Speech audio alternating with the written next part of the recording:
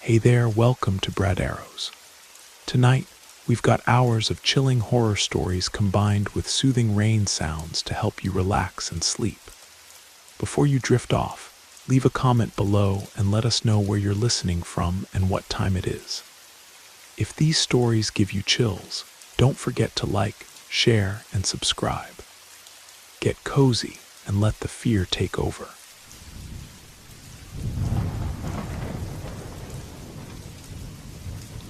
Before I begin this story, I want to thank all the sponsors and subscribers who support this channel financially. I'm also grateful for your likes, subscriptions, and comments. Your support and activity are the best way to make these stories better and come out regularly. The night turned out to be particularly dark, and the area near the Hudson River waterfront was covered in thick fog.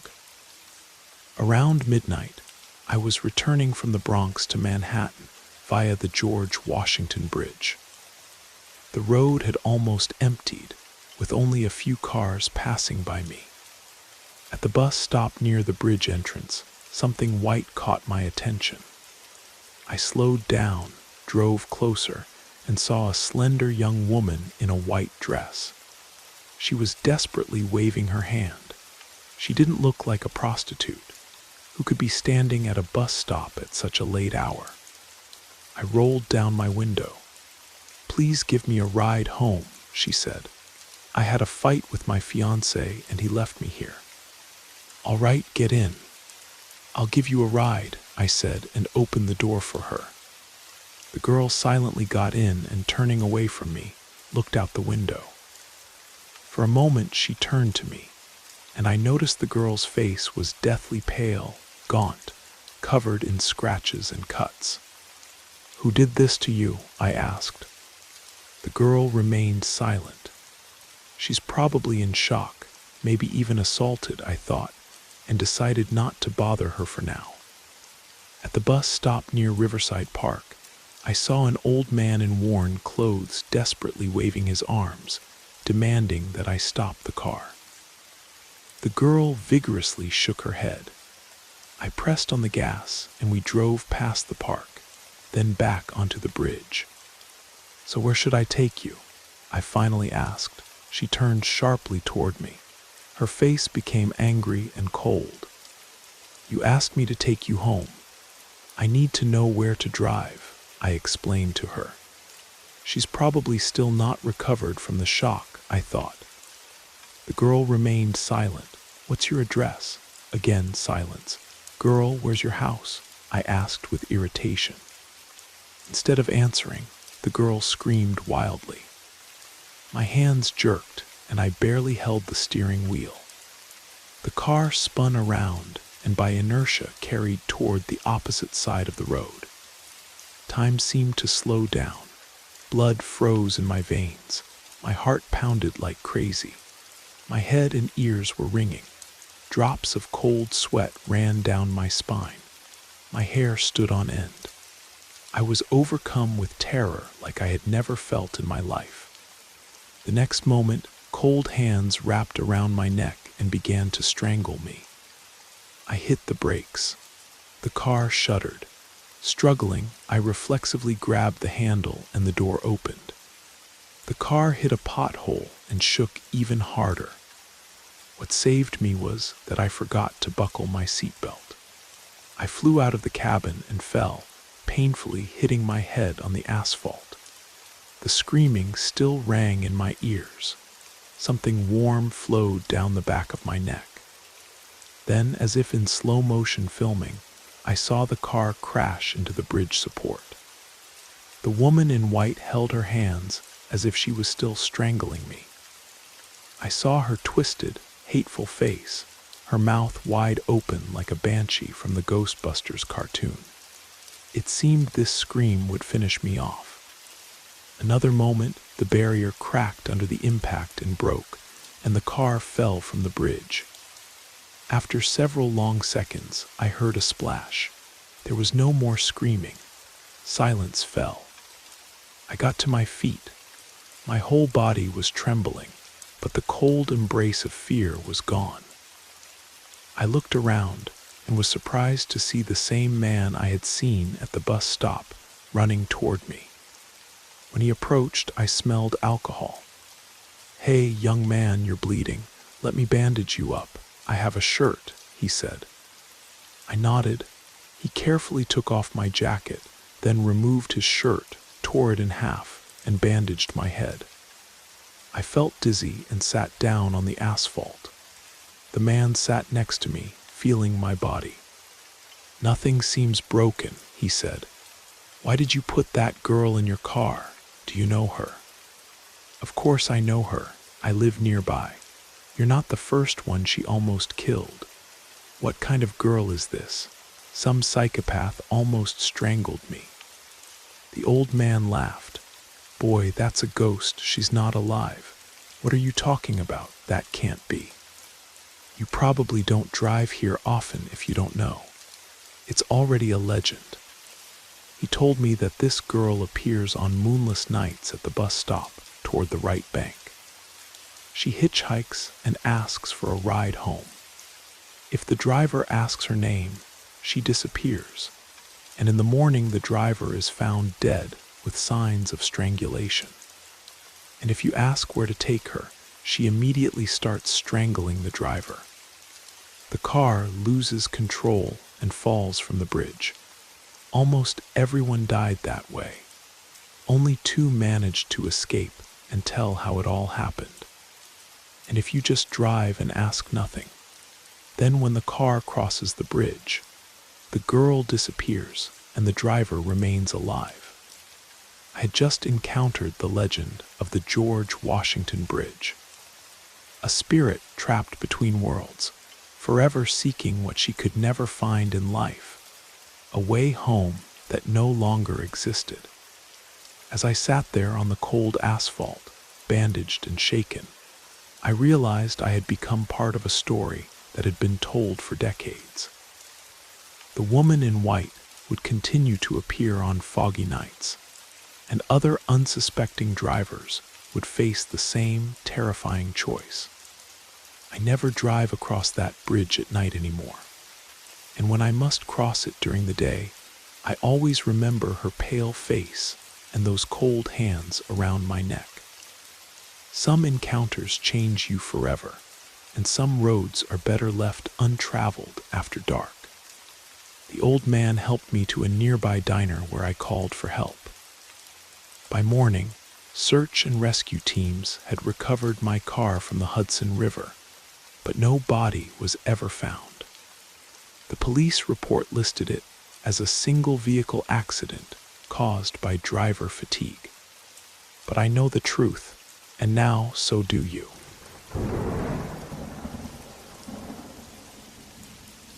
Two tough guys were waiting at the bus stop's stern, bearded fellows dressed in old military camouflage. Their feet were shod in hunting boots, and on their heads were miners' helmets with lights. On their backs were heavy backpacks almost as tall as I was. They were smoking and impatiently shifting from foot to foot. Seeing me, both extinguished their cigarettes and threw the butts in the trash. "Looks like this is our little witch," said the blonde. "Yeah, that's definitely her," replied the brunette. "Those eyes like a wild cat's, and that hairstyle is just awesome. She looks just like Bellatrix Lestrange." "Stop talking," I angrily glared and shook my unruly red hair. Both immediately fell silent. "Daniela, right?" asked the blonde. "I mean, Danny, I'm Arthur and this is Adam." He nodded at the brunette. "Yes, that's me. Let's go do this thing." "Wait a minute." Adam scrutinized my outfit, a hunting jacket, cowboy jeans, and military boots. These were old things from my brother, the ones he gave me when he left to study at a Polish university. "Is this all you have? We told you. Did you ask if I even had such equipment?" "I didn't even understand what you were talking about," I replied angrily. "Oh hell," Adam slapped his forehead. "You're at least 16, right?" "Yes," I angrily replied. I'm already 17. She's a minor, Arthur sighed. But it's too late to back out. The deposit you transferred to our card, we already drank and spent on equipment. You'll have to work it off. And you don't even have a helmet. Why would I need one? I have this magic hat.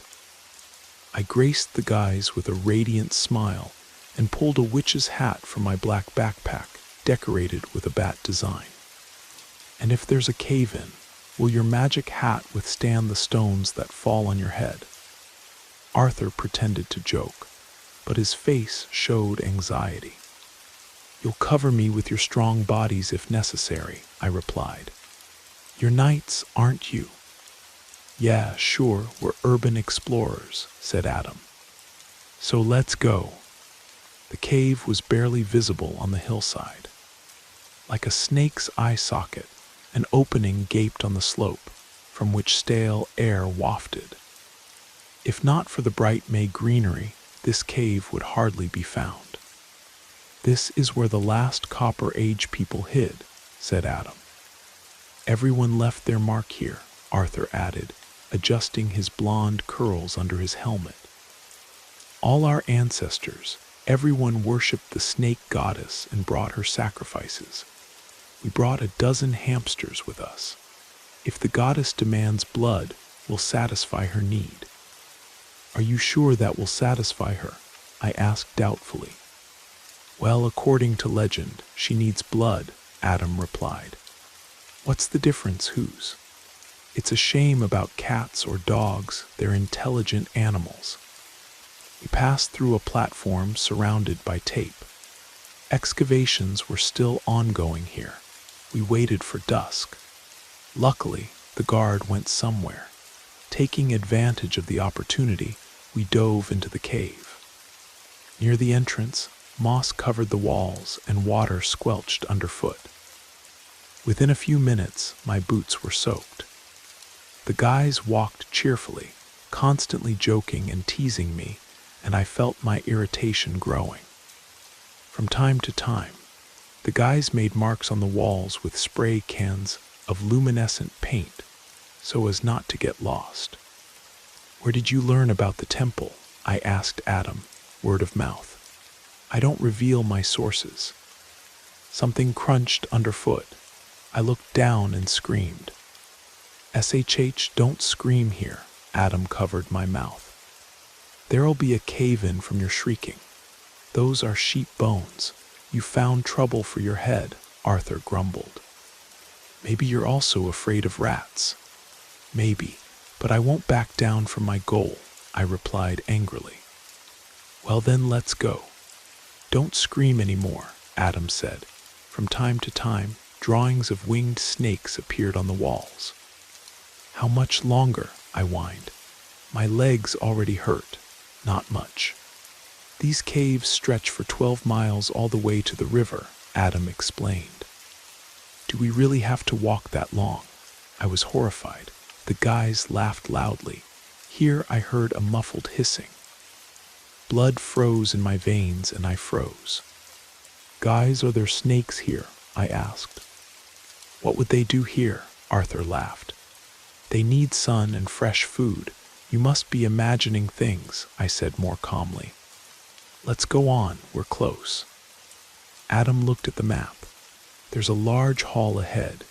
He shone his flashlight into the darkness. In the darkness, yellow eyes with vertical pupils flashed. I screamed and stepped back. Eyes, I whispered, and I started shaking. They're like they're alive. The guys went into the hall, looked around, and laughed. You dummy, those are amber stones. And here's the idol of the goddess. We're here. Adam turned on his flashlight at full power to illuminate the entire hall. It seemed the walls were swaying in the uneven light like curtains. The high ceiling merged with the darkness. In the middle of the hall stood an idol slightly taller than human height. The goddess with a snake's head spread her arms wide. Instead of legs, she rested on 2 snake tails. This idol terrified me. The amber eyes seemed to move in the light of the flashlights and followed me. For a moment, I felt something cold touch the back of my neck. Frightened, I froze in place, unable to turn around. Then I heard a quiet, whispering voice. "Why have you come? You have awakened me." I looked around. The guys were standing and obviously heard nothing. The voice sounded only in my head. "I came for power," I answered aloud. "Power has a price," the voice hissed again. "Where is the sacrifice?" "Guys, get out the hamsters," I ordered. "We need to make a sacrifice." They silently looked at each other and stared at me in surprise. Adam took a cage with hamsters from his backpack, and then we all heard an ominous female laugh. It echoed off the walls. Adam dropped the cage in fright. It fell loudly, the door opened, and the hamsters scattered into the darkness with squeaks. "This sacrifice is laughable," the goddess's voice now rang loudly in the hall. "For power, you must give a human sacrifice. I will take these boys and give you what you ask for." "No, don't," I shouted. "Don't sacrifice them." "Take me as sacrifice," Arthur shouted. "Take the girl instead and let us go." A huge shadow flowed from the idol, black as coal. It flew to the guys, spread its wings with claws, and dug into their bodies. I rushed to them to save them, but the shadow hit me with its wings and caught me with a claw, tearing my clothes. I was splattered with the blood of the unfortunate guys. I again met the hypnotic gaze of yellow eyes. "Look into my eyes," a voice whispered in my head. I wanted to look away but couldn't. The snake eyes mesmerized me, and their gaze broke my will. Two tails wrapped around my body in cold rings and began to squeeze in tight embraces. I lost consciousness. I came to in the morning under a cliff near the cave entrance. The guard found me. In the hospital, I learned that we had been missing for a week. I told the police about our adventure up to the moment of meeting the goddess. I only said that some animal attacked us. I ran away, and the guys disappeared. Search teams thoroughly searched all the passages in the cave, but they never found the hall where we saw the snake goddess. The cave entrance was sealed with concrete blocks the following month. The official report stated geological instability as the reason for closure. But I know the truth. Deep beneath the Appalachian Mountains, in chambers older than human memory, ancient things still wait in the darkness. Some doors should never be opened, and some prices are too high to pay. I never returned to urban exploring. Sometimes, in my dreams, I still hear that hypnotic whisper and see those amber eyes watching me from the shadows. Arthur and Adam were never found, though sometimes hikers report hearing voices calling for help deep within the sealed mountain. The local Native American elders weren't surprised when I told them what happened. They had their own stories about the snake goddess, warnings passed down through generations about the price of disturbing sacred places.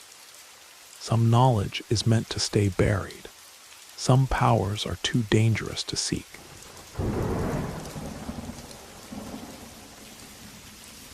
I return home when the evening of the last day of October arrives. Usually, young people go somewhere to cheerfully celebrate Halloween. But I hurry home on this gloomy autumn evening. Something happened that is still unpleasant for me to remember. However, I have not told any person, not even my wife, what really happened then. She knew about it no more than what was written in the police report. But about what I experienced then, not a single living soul knew. People believe that on the eve of All Saints' Day, the world of the living and the world of the dead draw close. I have been on the border between two worlds, and the fact that I returned to the world of the living was a miracle. The worst nightmare is when you're fired from work on the eve of a holiday. When your colleagues are cheerfully celebrating Halloween at a corporate party, and you walk through the empty evening city, superfluous at this celebration that marks the victory of life over death. Until then, everything was going well. The manager had long expressed dissatisfaction with our department's work, and my colleagues felt the ground giving way beneath them. Humanity made me a scapegoat in the team. Stunned by the news of my dismissal, I sat in the office until dark. I didn't want to go home. I didn't know where to go or what to do, what to tell my wife. We were then in a suspended state, renting an apartment on the outskirts of the city. We had also taken a loan to buy a washing machine. My wife worked as a cashier at a supermarket, 3 days on, 3 days off, so we couldn't live on her salary alone. My dismissal meant we would soon find ourselves on the street with debts and a sad prospect. I just wanted to get drunk to drown out the despair and wander alone. I walked aimlessly through the narrow streets of downtown Boston. Old lampposts barely dispersed the gloom. Drizzle hung in the air. I turned onto Commonwealth Avenue, and from there to Beacon Hill, through wet grass and leaves. It was easier to walk here than on slippery cobblestones. I was afraid of falling and damaging the package of drinks I had bought at a convenience store. Along the way, gin and tonics, rum and cokes, and brandy and cokes. I had never drunk anything stronger than beer and wasn't planning to break that habit now. My feet led me to the public garden. Once, as students, my future wife and I loved to walk here. We walked holding hands and looked at each other with loving eyes. Our words were heard only by the birds hiding among the branches and the wind. We stopped here on the path and kissed and dreamed of our happy future. But at this late hour, it was deserted. Only piles of garbage, cigarette butts, empty bottles, and wrappers that janitors would clean up only in the morning. I found a cozy place near the foot of a small hill, sat on the steps, and opened the first bottle. All attempts to drive away the sad thoughts climbing into my head proved futile. Even thoughts of suicide arose. Should I hang myself from a tree or jump from above down onto the cobblestones to break my neck? It would be simpler if a maniac came out of these bushes and stuck a knife in my back. Then it wouldn't be suicide. If someone came and put an end to my miserable existence, maybe my wife would be better off without me. She's still young, attractive. She'll find herself another husband. With these thoughts, I began drinking gin and tonic in small sips. But I hadn't finished the first bottle when I heard an ugly voice. "What are you singing about? You have to share with 3 of us." 3 teenagers climbed out of the bushes and headed toward me, all in leather jackets, sweatpants, and caps on their heads. In the semi-darkness, you couldn't make out the expression on their faces, but from their gait, posture, and nasal voice, there was no doubt these were thugs. "Hey you, why are you silent? I'm talking to you." I hadn't managed to answer when they hit me on the head and snatched the package of drinks from my hands. They immediately began beating me. I was tired, confused, slightly drunk, so I wasn't ready to resist. The hooligans beat me for a long time, enjoying their impunity. Sharp pain pierced my ribs, and I lost consciousness. When I came to, gray mist swirled around. Everything was gray, a pale moon in a gray sky, gray leafless trees, tall gray grass more like moss, and gray fog rising from the earth. Nearby I saw an arch of gates, a simple arch of white limestone, all covered with patterns of skulls and bones. A barely visible path led there. I walked without hesitation.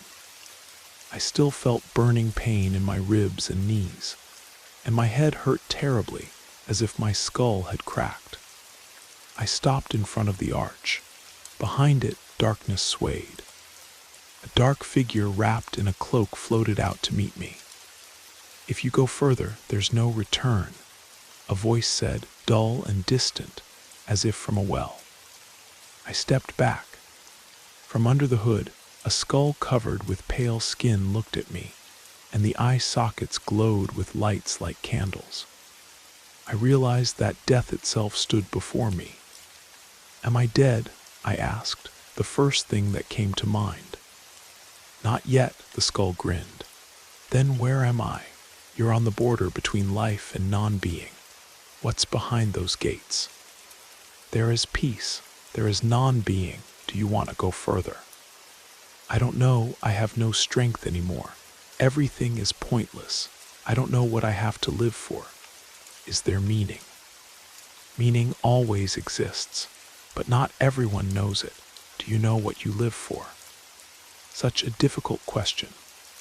I dreamed as a child of being a writer, writing my own stories, publishing novels. As a teenager, I wrote poems and even lyrics for friends' rock bands. While studying at university, I went to poetry evenings. And then I had to focus on studying, writing my thesis. I decided that mediocre poets were already everywhere, and the world didn't need another unsuccessful poet.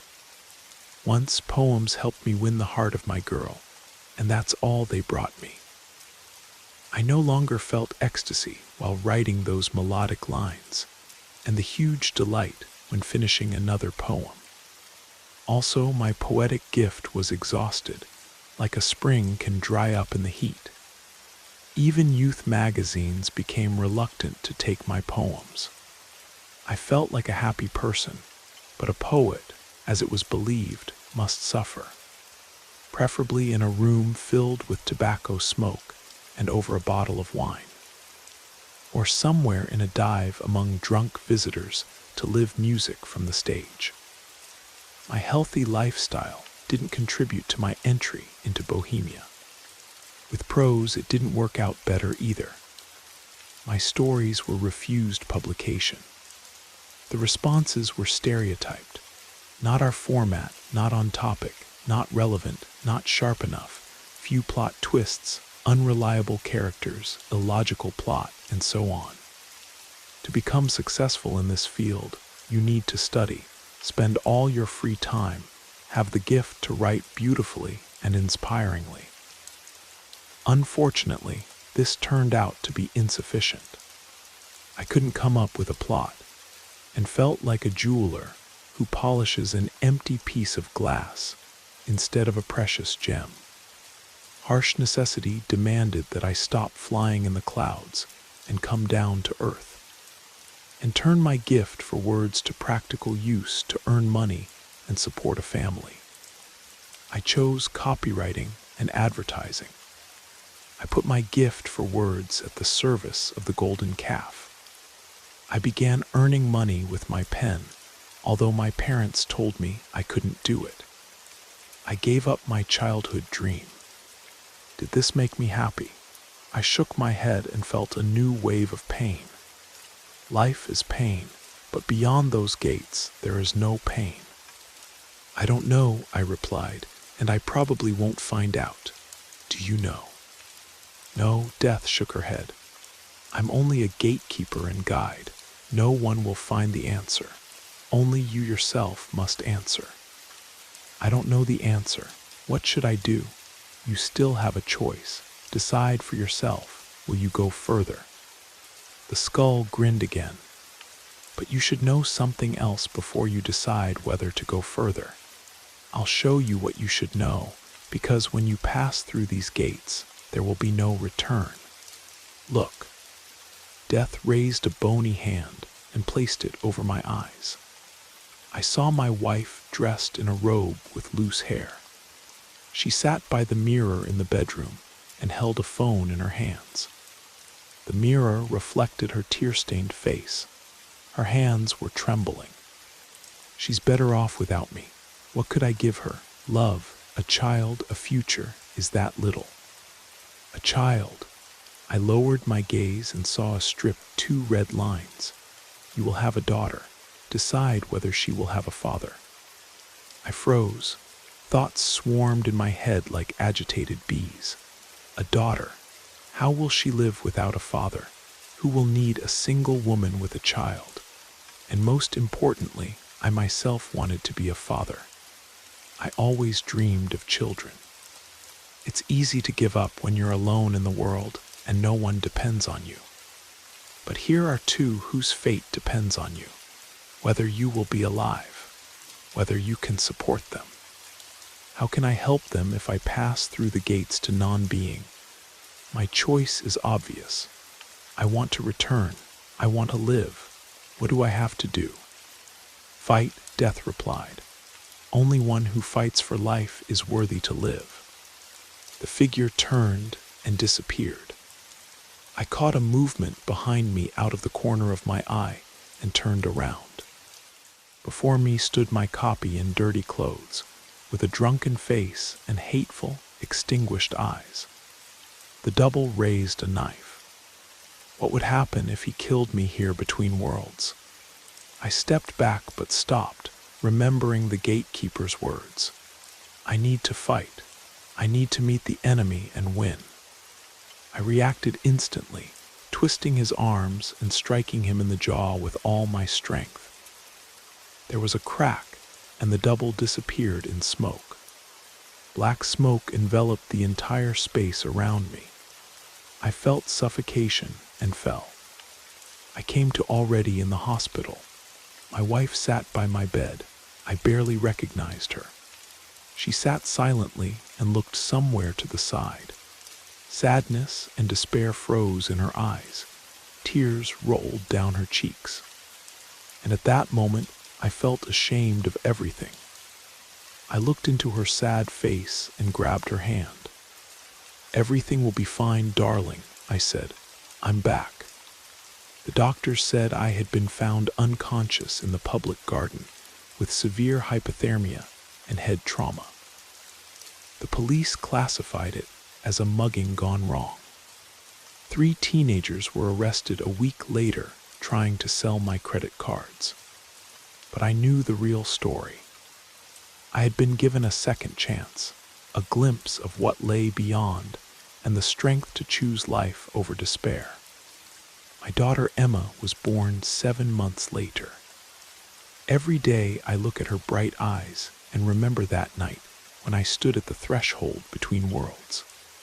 Some choices define not just our lives, but the lives of those we love. I never found another job in advertising. Instead, I started writing again, not for fame or money, but because I had stories to tell. Stories about second chances, about the thin line between hope and despair, about the power of love to pull us back from the brink. Death was right about one thing, only I could find my own answer. And I found it in the laughter of my daughter and the warm embrace of my wife. Sometimes the meaning of life isn't something grand or philosophical. Sometimes it's simply the people who need you to come home.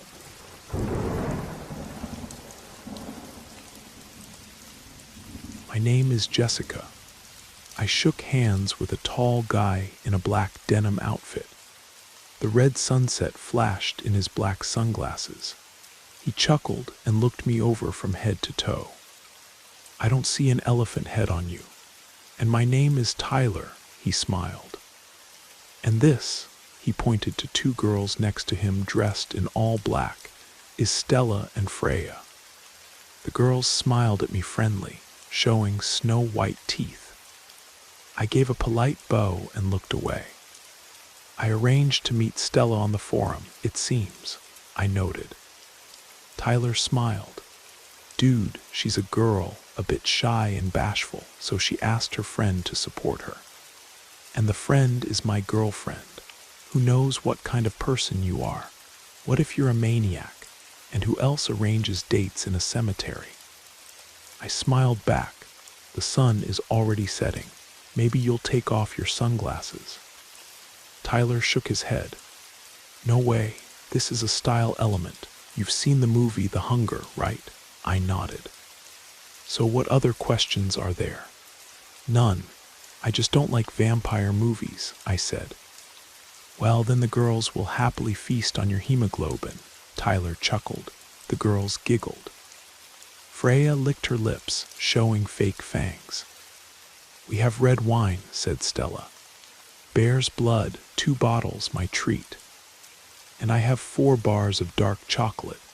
Crown brand, I said, just for such queens. Do you come here often? Not every day, but often, Stella replied, and immediately confidently took my arm. Come on, there's a place where we often rest. Tyler walked arm in arm with Freya, and Stella led me. She was silent and looked somewhere to the side. I also didn't say a word, not knowing what to say. Here's a nice spot, said Tyler, pointing to a tombstone with a fallen fence.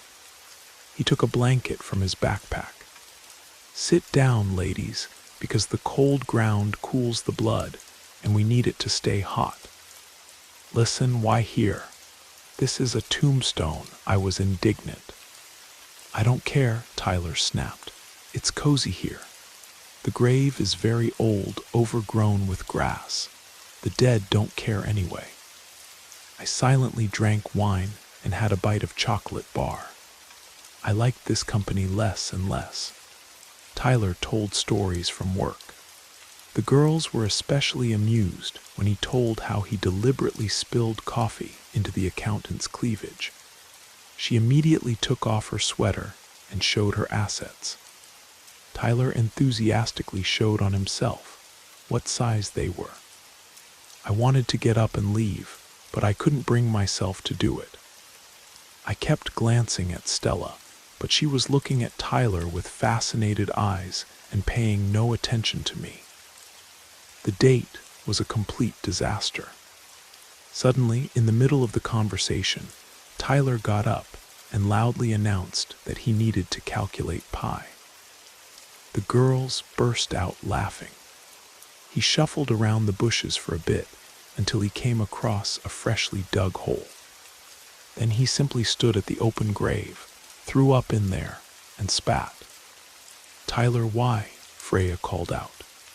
The owner might get offended and not let us out of the cemetery. Tyler, zipping up his pants, laughed.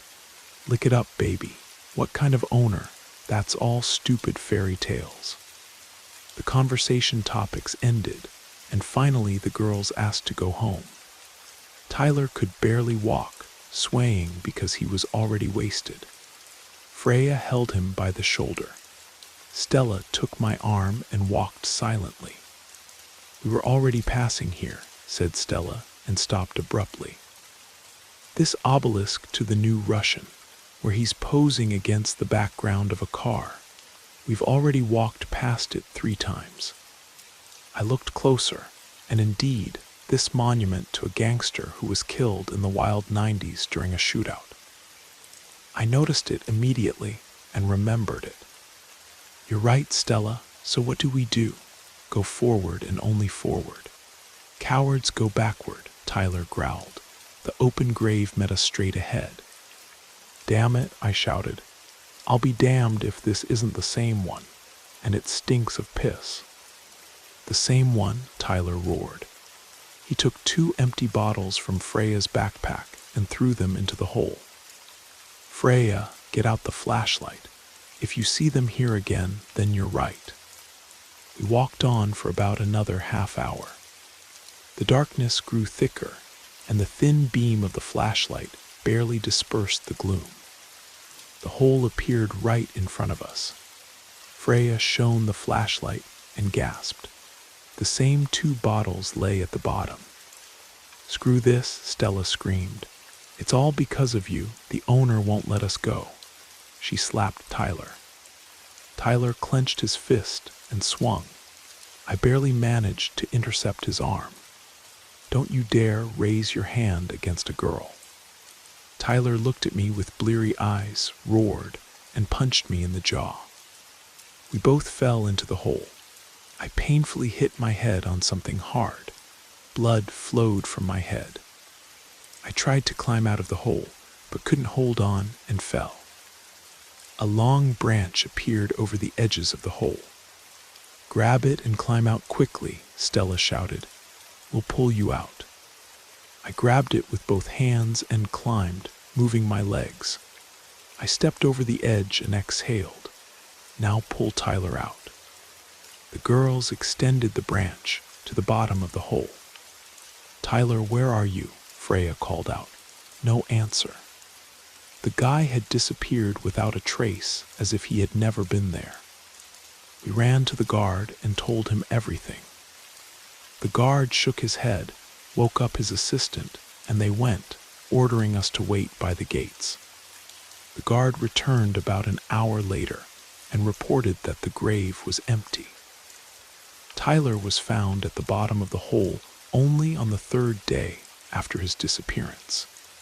He lay on his side with wide-open eyes, and his neck was unnaturally twisted. According to the medical examiner's conclusions, death was not instantaneous as a result of a broken neck. Where he disappeared for 3 whole days, and why they couldn't find him immediately at the bottom of that hole, remained unknown. The cemetery had a reputation for strange occurrences. Local legends spoke of restless spirits and shifting graves that appeared in different locations throughout the grounds. Old-timers warned that some graves wouldn't stay put, especially those of people who died violent deaths. Tyler's body showed signs of hypothermia, as if he'd been somewhere cold for those missing days. His clothes were covered in a strange, chalky dust that didn't match anything found in the cemetery soil. The toxicology report showed no drugs or alcohol in his system, despite his obvious intoxication earlier that night. Stella never spoke to me again after that night. She moved away from the city within a month, leaving no forwarding address. Freya transferred to a different college and refused to discuss what happened. The local goth community quietly stopped gathering at Riverside Cemetery. I drive past that cemetery sometimes, and I always check to make sure my doors are locked. The grave where Tyler disappeared was eventually filled with concrete, but groundskeepers report that new holes sometimes appear in random locations, always the same dimensions, always perfectly rectangular. The city council officially blamed the incidents on ground settling and natural erosion, but they installed motion sensor lights throughout the cemetery and hired additional night security. They also quietly removed all references to Riverside Cemetery from tourist maps and city websites. Sometimes, on foggy nights, people driving past report seeing figures walking among the headstones, carrying old-fashioned lanterns. They say if you look closely, you can see a tall young man in black denim, endlessly searching for a way out that no longer exists. The cemetery gates now close at sunset, and warning signs are posted in 3 languages. But some doors, once opened, can never truly be closed. Some places remember what happened there, and some spirits never find their rest. Tyler became part of the very legend he had mocked, another story whispered among those brave enough to seek thrills in places where the living and dead intersect. The cemetery keeps its secrets well, buried deep beneath the earth, where restless souls wander in eternal darkness.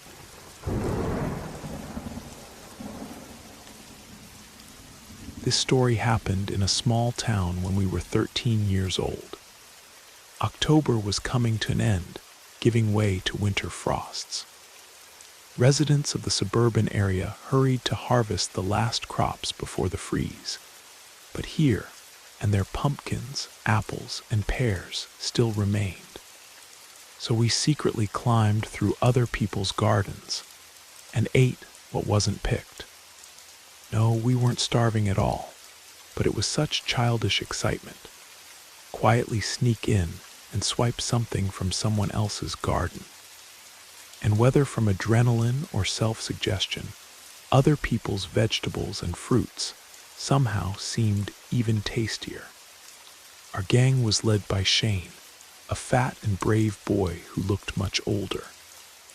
He went scouting and found what was lying around badly, and Marcus and I followed him. Behind Shane, we felt like we were behind a wall because he could always warn of danger in advance, protect us from vigilant neighbors, and make excuses so we wouldn't get the punishment we deserved.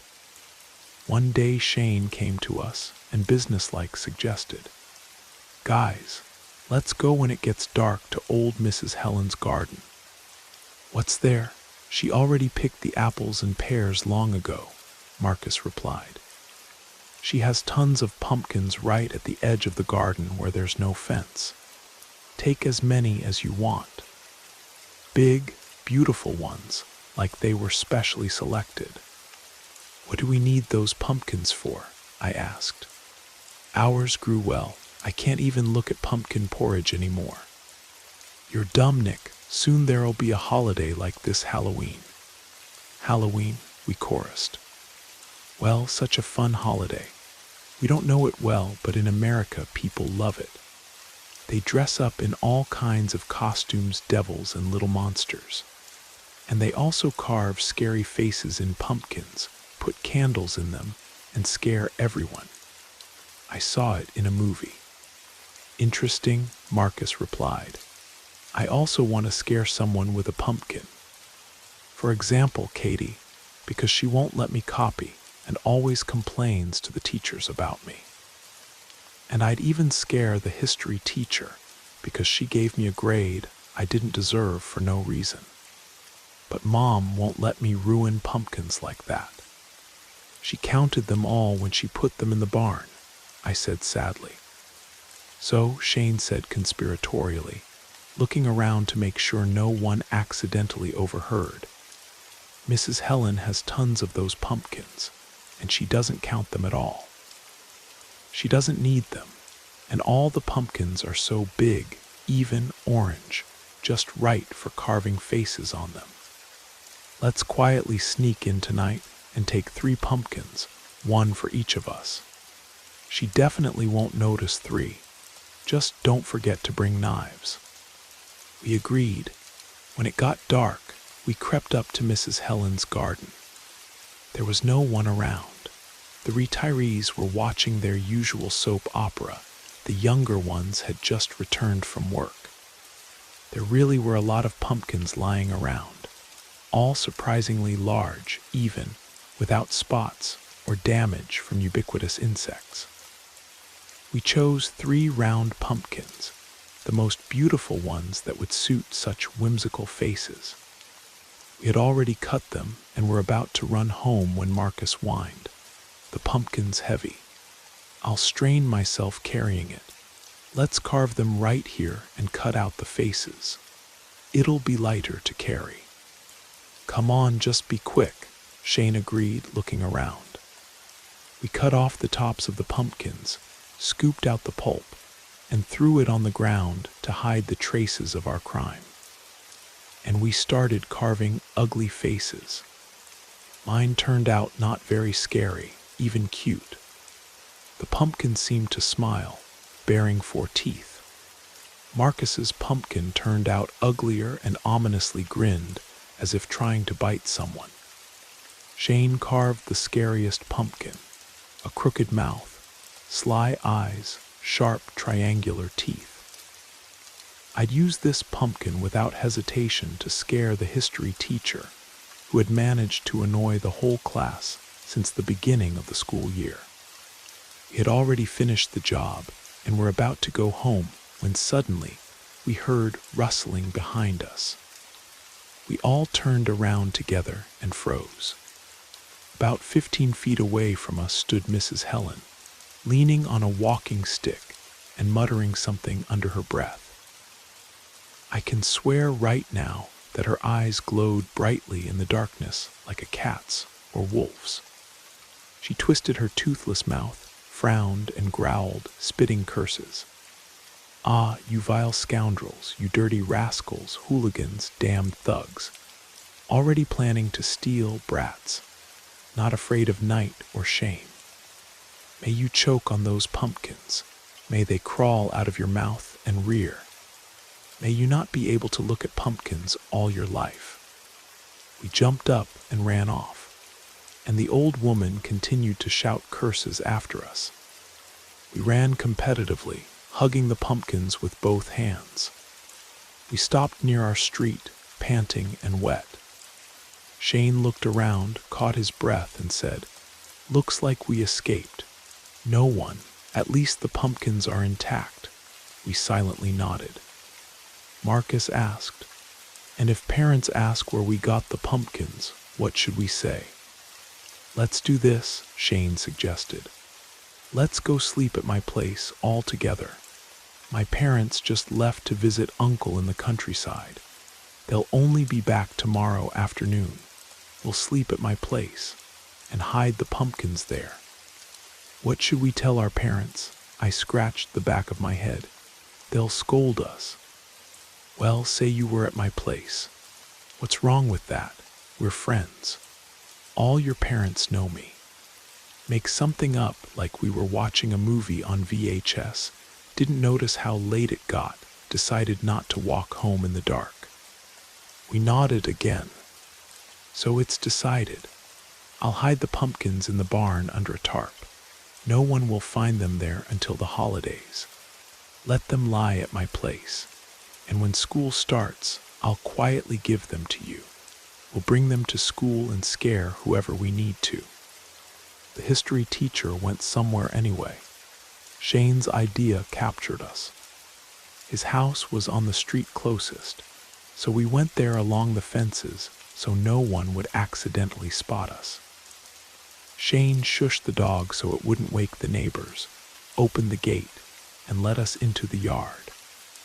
We decided to spend the night in Shane's room. His couch was so wide that it easily fit all three of us.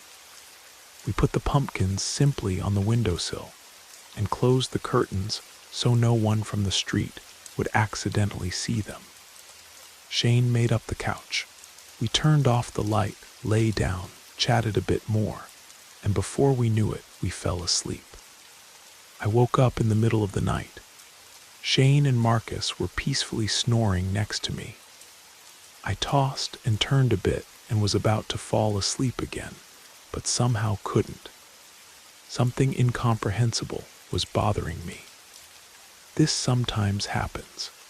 It seems everything around is fine, no problems or troubles, but somehow groundless anxiety creeps into your soul.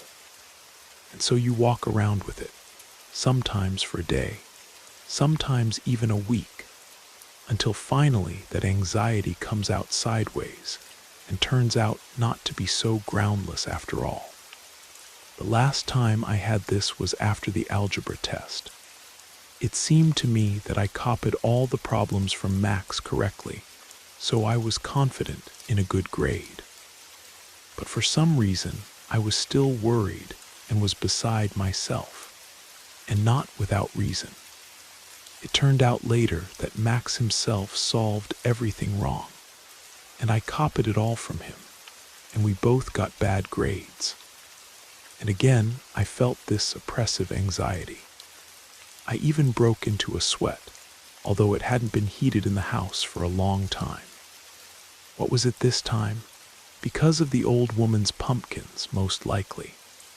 I was worried that she would find my parents and tell them everything, and I'd be punished, although what's there to punish for? The pumpkins would have spoiled anyway because frost would come soon. And if she doesn't tell the parents, it'll be wonderful. And if the teacher doesn't complain that we scared her, and if she doesn't figure out it was us, that's very simple. We're always up to something in class. The train of anxious thoughts was interrupted by some knocking. I listened. It seemed quiet. I thought it was my imagination. Again, something quietly knocked. From where? As if from the side of the window. Someone was knocking on the glass. Suddenly, those were Shane's parents returning. But Shane said they'd only be home during the day. And why would they knock? They have keys. So it's someone else knocking. Maybe old Mrs. Helen. But she wouldn't walk at night for some pumpkins. Maybe thieves. No, thieves act quietly. Who then could it be? And again someone knocked on the glass, this time louder. I jumped up in fright and woke my friends. They rubbed their eyes and looked around in confusion. What happened, huh? Shane yawned. Someone was knocking on the window 3 times. Didn't you imagine it? Marcus asked. Who would it seem to at such a time? I definitely heard knocking myself. I don't know, but I won't be moving the curtain to look out on the street until I look, Shane refused. Suddenly, it's that black-mouthed old woman. I don't want to see her. We huddled and listened. How long we sat like that, I don't even know. In the darkness, you can't see the hands on the wall clock. And then we all heard the knocking, very loud and confident. They were knocking as if on wood, not on glass, probably on the window frame. The dog howled in the yard. Damn, someone's walking under the windows, Shane whispered. I'm scared, Marcus shivered and pressed against us. Shut up, Shane scolded him. We're in 8th grade and you're scared like a little child. Shane, I asked, look carefully who's there in the yard. Shane reluctantly got up, moved the pumpkins aside, and opened the curtain. No one's there. He was about to return to the couch when suddenly something knocked again. What the hell? Shane swore furiously. Who said that? Suddenly a thin but cheeky voice sounded. Who said that? Shane jumped up in surprise. We bulged our eyes in fear and shook our heads. Stop fooling around already, Shane got angry. Nick, are you joking? No, not me. So you're a weirdo, the voice sounded again. Shane jumped up like he was scalded and screamed. We also screamed and jumped off the couch. In the pumpkins on the windowsill, eyes lit up as if bright candles were placed in them. They jumped up and started chattering with their carved teeth. Got you jerks, why did you offend our mother? Sit on a stake, the pumpkins squeaked in chorus. Let's run faster, Shane shouted, opening the door. We ran out of the house undressed as we were. It was already frosty outside, but from fear, we didn't feel it. Shane's dog cowered in its doghouse and looked around pitifully, howling mournfully. Behind us, we heard squeaking. We looked back together and screamed in horror. Bouncing along the ground toward us were the living pumpkins, shouting curses. Hey jerks, try to run. We'll catch you and beat you up. Cowards are running from troublemakers. You won't get away. Squeaked the biggest pumpkin, and his 2 brothers laughed ominously. Faster, Shane gasped, and started running so fast that dust rose. We ran without looking at the road. The pumpkins seemed to fall behind. Endless fences stretched on both sides. The houses were dark, everyone was sleeping, and didn't see this weirdness. We were already exhausted when we realized with horror that we had approached Mrs. Helen's house. Damn, Shane swore, stopping. We're trapped. Why did they fall behind? Marcus calmed down. Maybe she controls the pumpkins, I thought. Grandma once told me that Helen is a witch. So Grandma was right. There's no way out. This is a straight street. Let's keep running, I ordered, and we continued our escape. We passed Mrs. Helen's house without incident. We had already reached the end of the fence when suddenly something squeaked behind us and started knocking. We turned around and screamed in unison again. New pumpkins were jumping over the fence.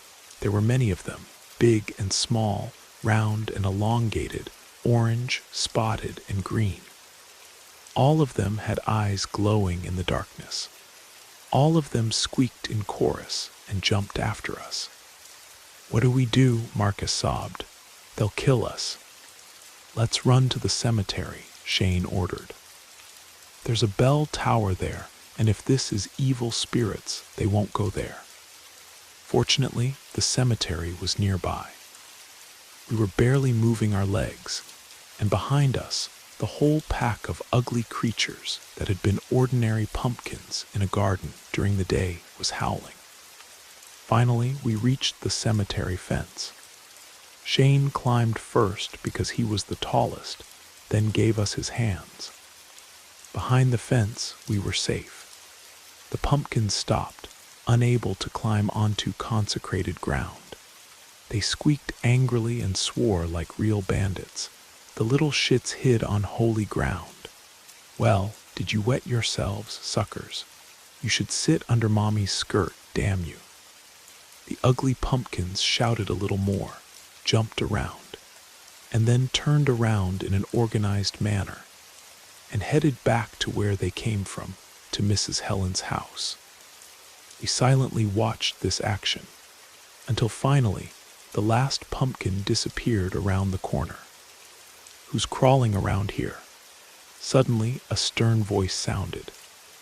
We jumped up in fright, but it was okay. The cemetery guard approached. Hearing us, he silently led us all to his trailer, gave us hot tea, made beds on the floor, and put us to sleep. He didn't ask about anything, probably noticing our fright on our faces. Tired and frozen like puppies, we fell asleep instantly. We woke up when the sun was already high. The guard silently heated some simple food on an electric stove, looked at us, grunted something, put bowls of food down, sat down himself, and ate with us. Then he finally dared to ask, "Boys, why did you climb here in the middle of the night? You really scared me. I was already dozing off when I heard noise. That's when you were screaming. And what horror you had on your faces. I haven't seen such fright for a long time. It seems like the last time when I served in Afghanistan and people were killed like flies. Then I saw such faces. And what happened to you? Tell me, don't hide. I'll protect you if necessary." "Did you see the pumpkins?" Shane asked dryly. "What pumpkins?" the guard asked. It became clear. Living pumpkins were seen only by us, and that's why no person ran out of the house to the noise. Not even a light was turned on in any house. So what was it? An illusion, a figment of our childish imagination, hallucinations. "We stole 3 pumpkins from Mrs. Helen," Shane explained for all of us. "She saw this and started cursing us and threatening to complain to our parents. We got scared and ran away with the pumpkins, and she ran after us, swearing and shouting. Marcus wanted to object to something, but Shane poked him in the side. He yelped and fell silent. It was clear that we couldn't tell the guard about the strange living pumpkins. He wouldn't believe us anyway, and he might even complain to our parents that we were making up nonsense to run away from home. The guard thought about what he heard, muttered something, slurped from his bowl, and finally said, "It's no wonder you were so scared.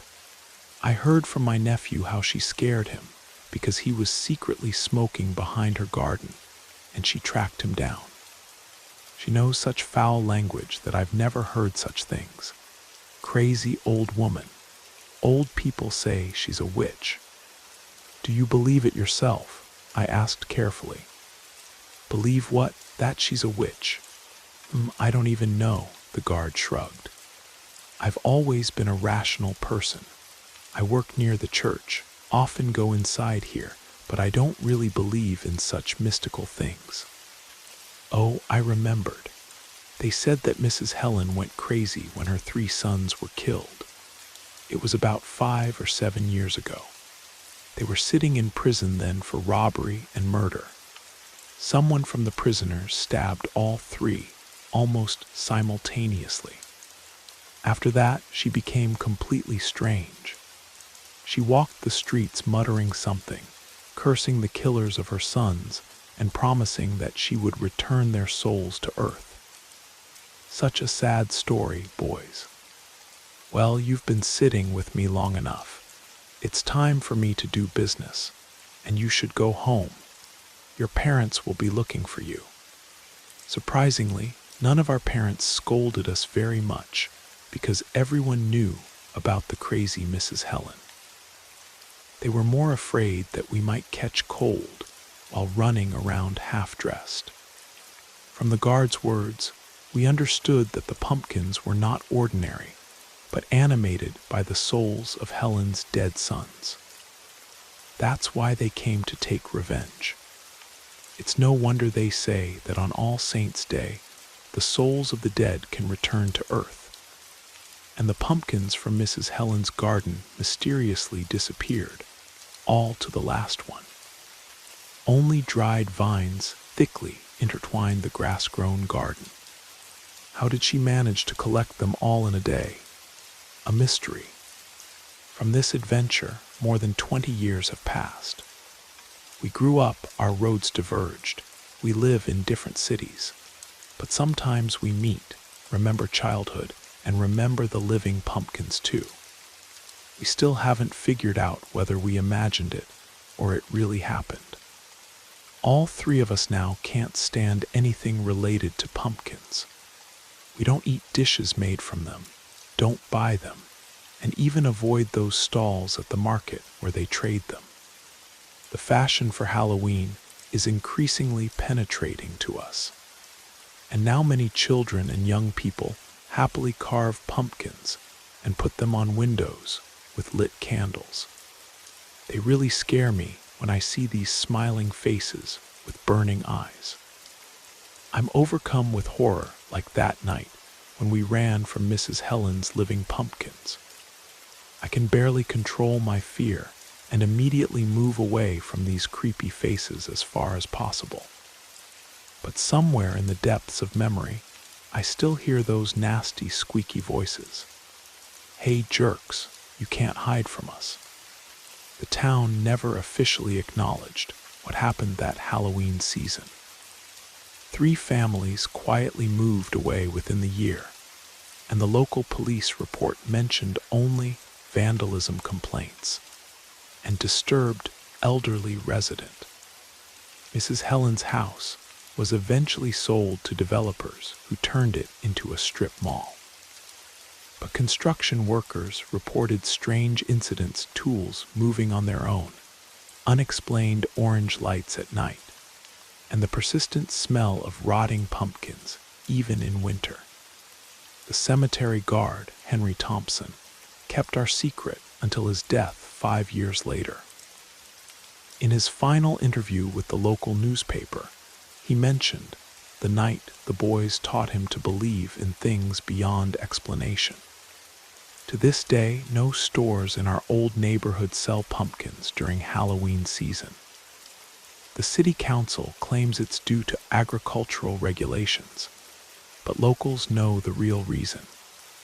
Some seeds, once planted in cursed ground, bear fruit that should never be harvested.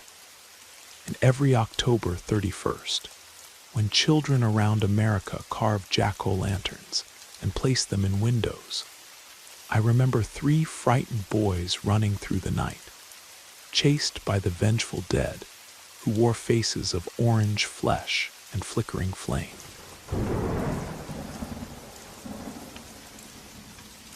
The demand for food delivery increased during quarantine. Paradise times came for students, so I also took advantage of the opportunity and got a job with a food delivery service. Delivering a dozen orders is not an easy task, even with a scooter, but you have to work because final exams are coming soon. My back ached, my legs hummed, my head became heavy. I had already taken out my phone and wanted to turn off the app, but suddenly the phone beeped, notifying me of an order. Groceries 5 miles. Cash payment after delivery. I sighed. Such orders were called hanging ones.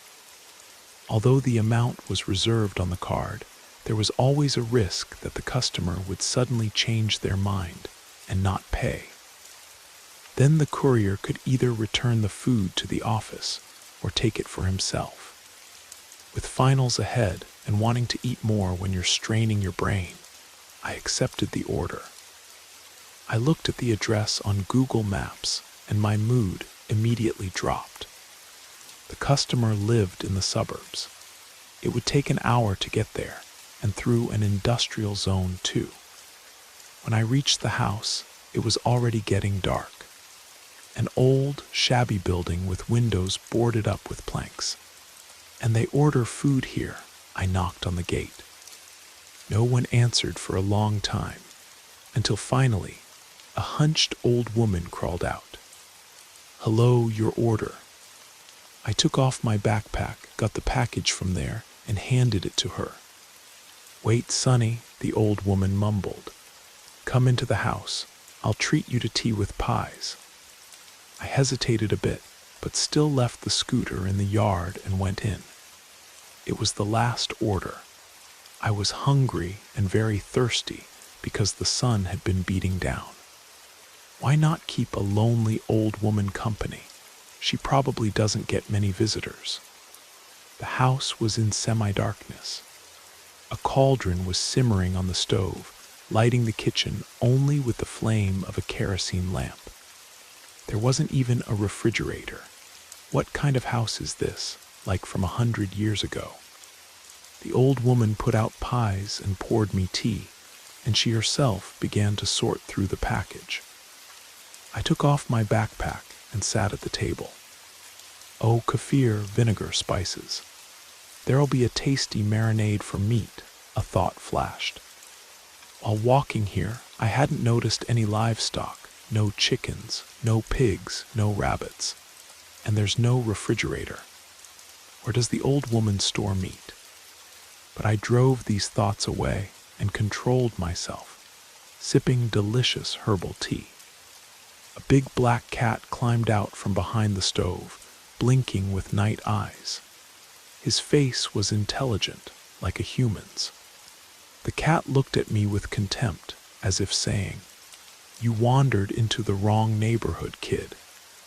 The hostess petted the cat and stirred the brew in the cauldron. "Well, thank you for the hospitality. I have to go." I stood up from the table. "Please pay for the order."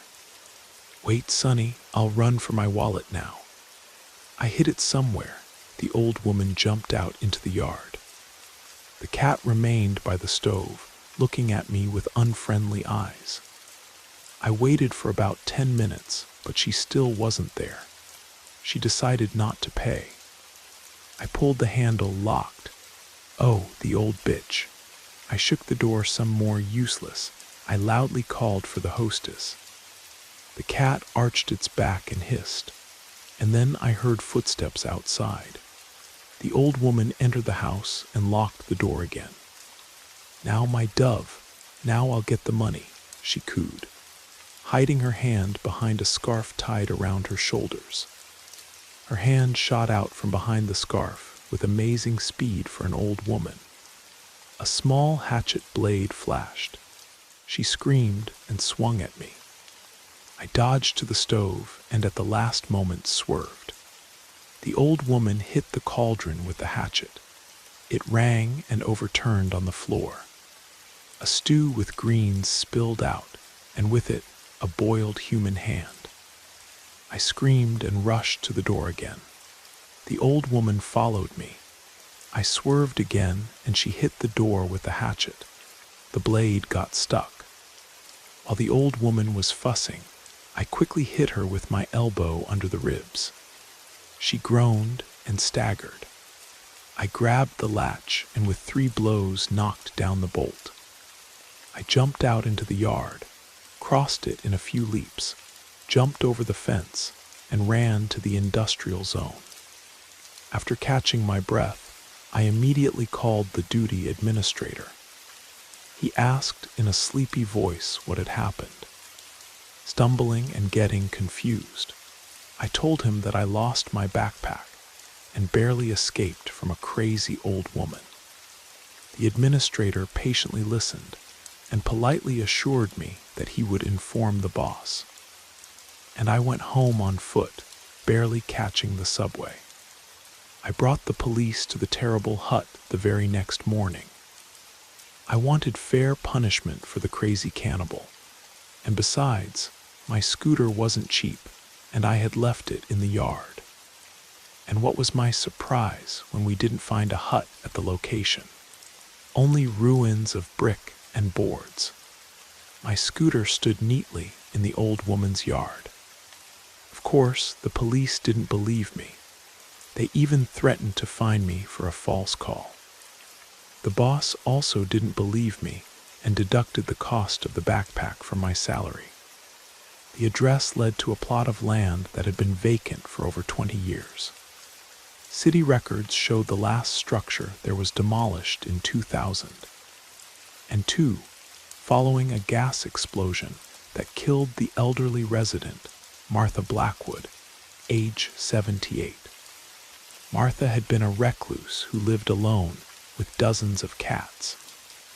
Neighbors reported strange smells coming from her property for months before the explosion. The fire department found evidence of hoarding behavior and unsanitary conditions, but the official cause of death was listed as accidental gas leak. My delivery app showed no record of any order to that address. Customer service insisted no account was associated with the location, and the payment method I remembered had never existed in their system. I tried to research the property online, but found only scattered forum posts from urban explorers who claimed the lot was active during certain moon phases. They described seeing lights in windows of structures that weren't there, and reported strange cooking smells on summer evenings. The scooter worked perfectly, but something was different. The delivery bag in the rear compartment always smelled faintly of herbs and vinegar, no matter how many times I cleaned it. I eventually had to replace it entirely. I quit the delivery job 2 weeks later. Every time I opened the app, the same address would appear as a suggested delivery location, showing as frequent customer high tips. The profile picture was always a black cat with glowing eyes. A year after the incident, I was walking through that industrial area during daylight hours. The vacant lot was overgrown with weeds, just as the police had found it. But in the tall grass, I discovered the rusty remains of an old kerosene lamp and scattered bricks arranged in the rough outline of a foundation. Local residents avoid the area after sunset. They say on quiet nights, you can still smell something cooking herbs and meat, and something else that makes your stomach turn. The city has tried to develop the property multiple times, but construction workers consistently report equipment malfunctions and unexplained accidents. My final delivery app notification came 6 months later, long after I deleted the software. My phone lit up at exactly midnight with an order request. Groceries, 5 miles. Cash payment after delivery. Customer note, come back soon, Sonny. The tea is getting cold.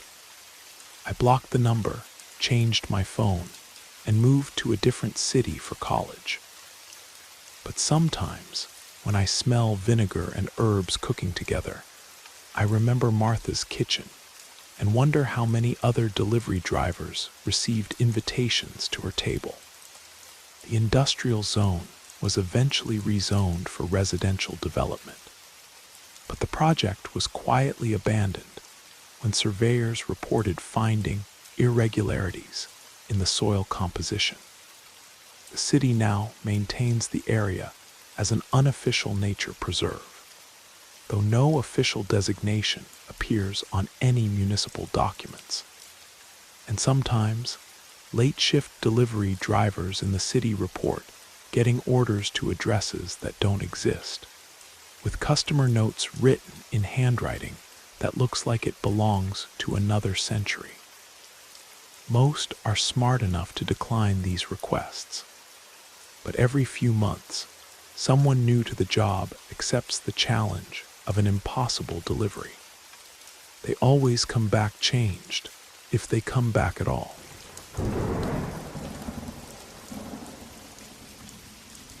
The black water reeked of decay and something else, something dead. I grimaced and covered my nose. I heard mocking laughter from Ashley. "Why are you laughing? The water stinks like something died in here." Don't rob Paul of his dreams. He wanted to swim under the stars on his birthday. I already regret agreeing to this adventure.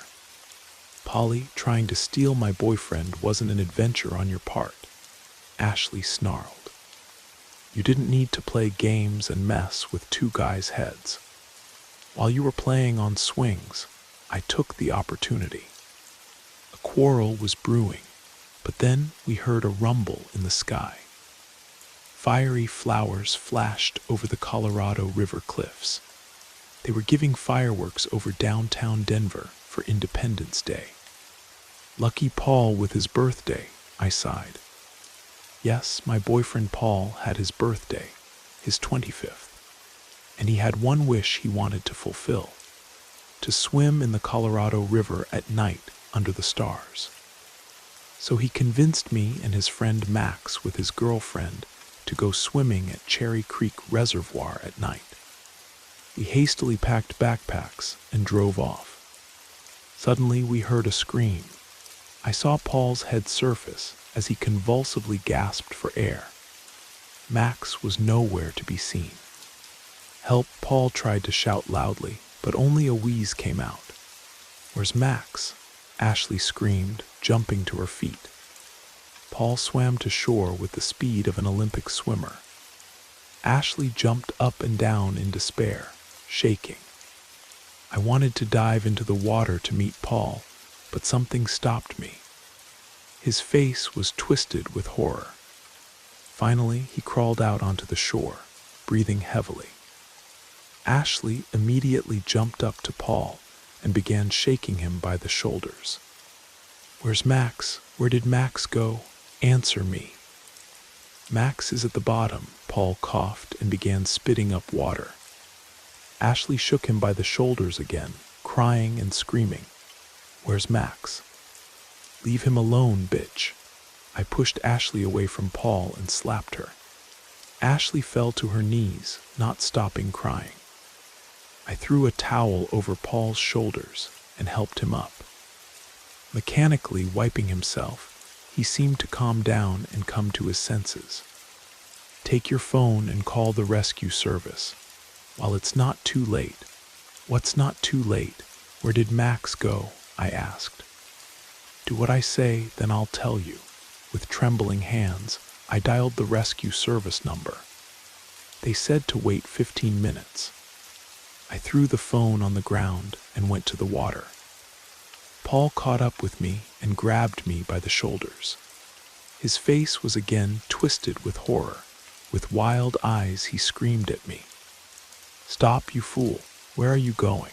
I trained in swimming to save Max." "Stop, you can't do anything. That creature will kill you." I barely escaped myself. "What creature? Is there a crocodile? Worse." "Believe me, it's better not to see it." Paul was trembling. His eyes, crazed with horror, looked through me. I had never seen him so scared. Tell me everything while the rescuers are coming. We need to tell them something. They won't believe us. They'll say it was a big catfish. And who was it really? A water spirit or a mermaid? That's crazy. What did you see? A woman, a girl at the bottom. We dove because we saw something glowing underwater. 2 green lights. It wasn't deep there, about 10 feet. Max reached the bottom first, and then something pulled him down. There was debris there. It became like a woman embraced Max. He struggled, tried to break free. I took a breath and dove for him again. I tried to pull him out, but this creature held him very tightly. I grabbed her by the arms and tried to pry them apart, but they were hard as stone. And then I saw her eyes. Those were the same lights. This creature looked at me very angrily, so creepy that I got scared and surfaced. I was so scared that I couldn't force myself to dive again. I immediately swam to you. What are you talking about?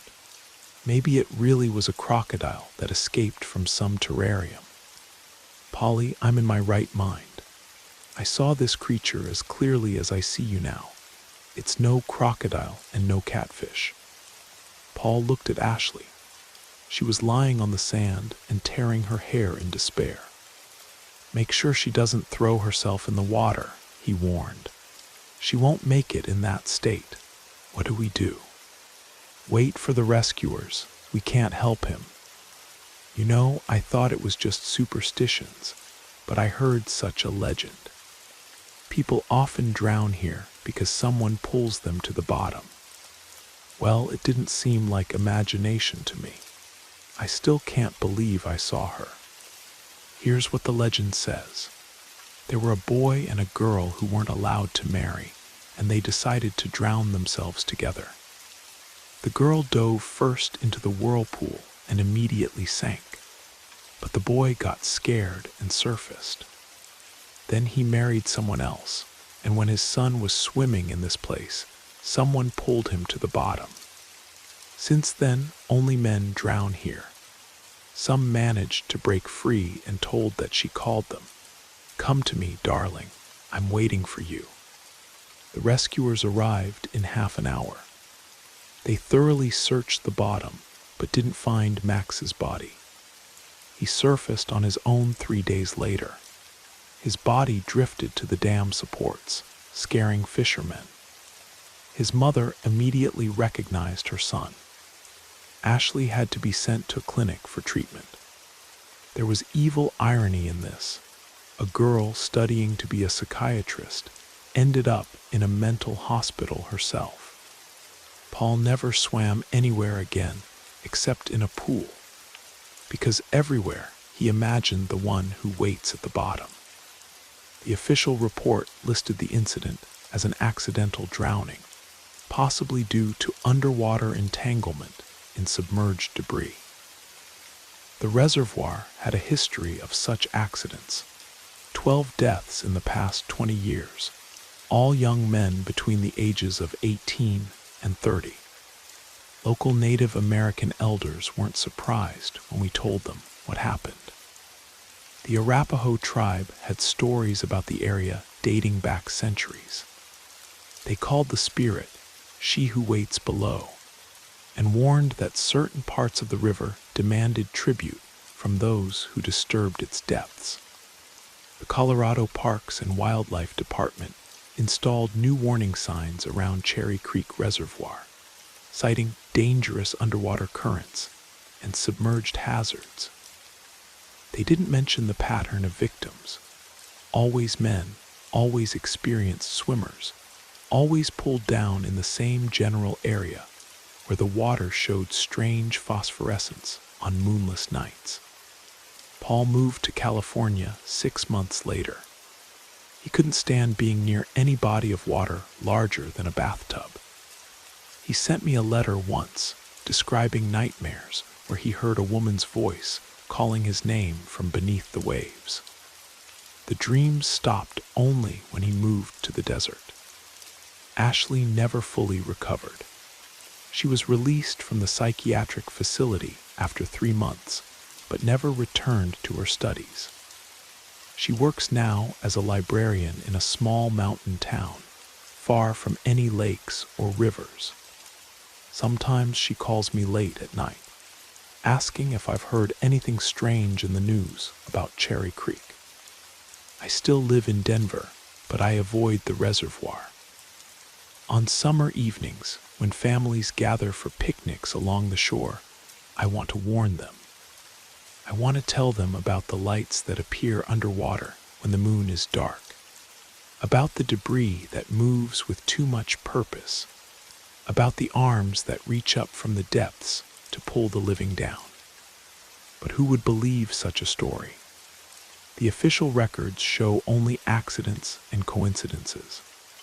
The patterns are dismissed as statistical anomalies. The witnesses are written off as traumatized survivors, creating false memories to cope with guilt.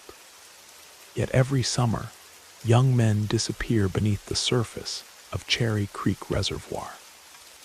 The rescue teams always find the bodies eventually, floating face down with expressions of surprise frozen on their faces. The medical reports consistently show drowning as the cause of death, with no signs of struggle or violence.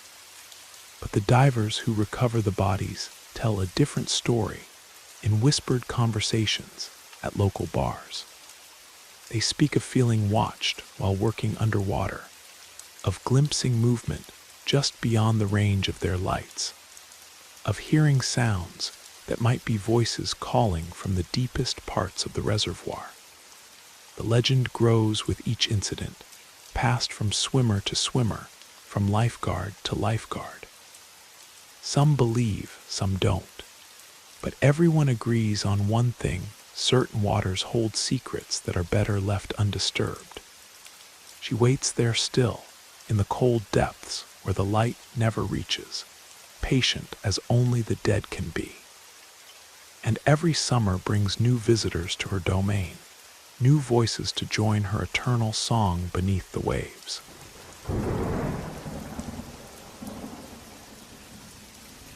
All day I had been searching in vain in used bookstores for a book for my thesis.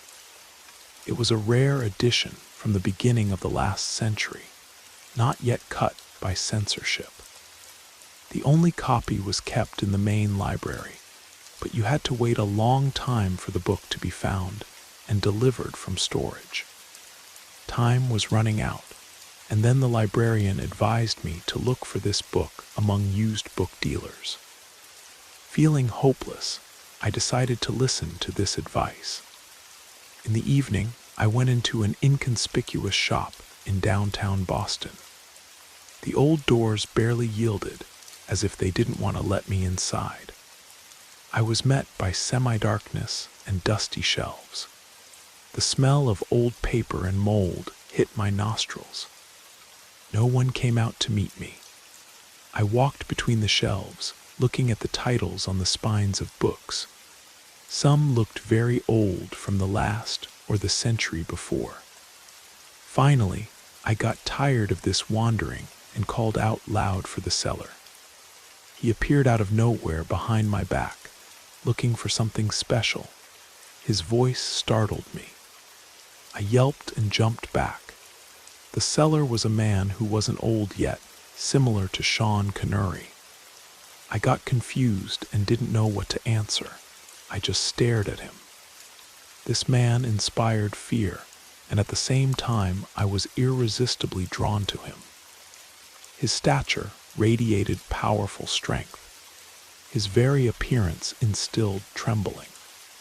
I barely collected my thoughts and said what book I needed. The man's eyebrows shot up. This is a very rare book. For a long time it was banned. Editions were confiscated and destroyed. You must be very educated if you know about its existence. Suddenly he put his hand on my shoulder. Chills ran through my body and I felt weakness. My head spun. Maybe you'll be interested in something else. Come on, I'll show you the thematic section, and I'll go look for the book you need." The seller left, and I waited for him, looking at books. A lot of time passed, and I was already losing patience. My phone died, although I had recently charged it, and I didn't have a watch. Suddenly, a little old woman appeared next to me. Her whole face was covered in wrinkles, and her hands were twisted with arthritis. "Girl, what are you doing here?" she asked barely audibly. "Run while he hasn't returned." "Why should I run? The seller is looking for a book I need. He's the owner here." "The book isn't necessary for you because you won't need it anymore. I'm telling you, run. You'll lose your youth and then your life." Something's wrong with this old woman, I thought. "I see you don't believe me," said the old woman. "So listen, guess how old I am." "Well, probably 70 or 80, only 30. I was as naive and stupid as you. I didn't trust my feelings, and then it was too late." How could this happen? I pretended to believe her. 10 years ago, I came here just like you, looking for a book. And he seduced me, lured me, and drank my life.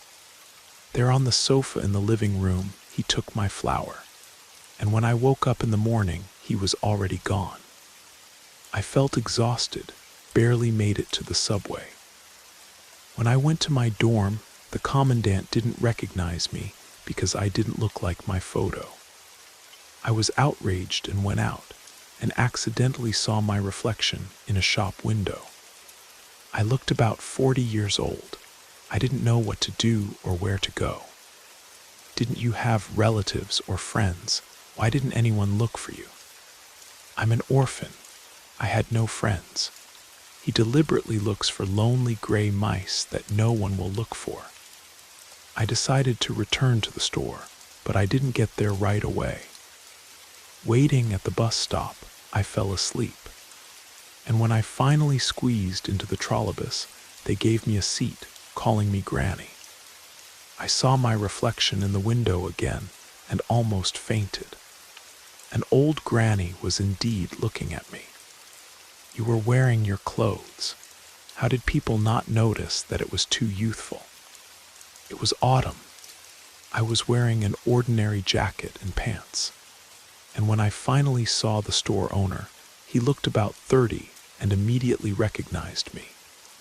When I asked what happened, he started mocking me, saying I was to blame myself and ruined my life, and he just took advantage of it. He offered to stay and live with him and work for food. I continued listening to the old woman and, of course, didn't believe her. She's probably not in her right mind. Suddenly the seller appeared, quietly and imperceptibly like before. "Mama, what did you tell her?"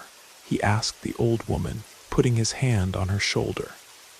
"Again your delusions." The old woman froze in place, gripped by horror.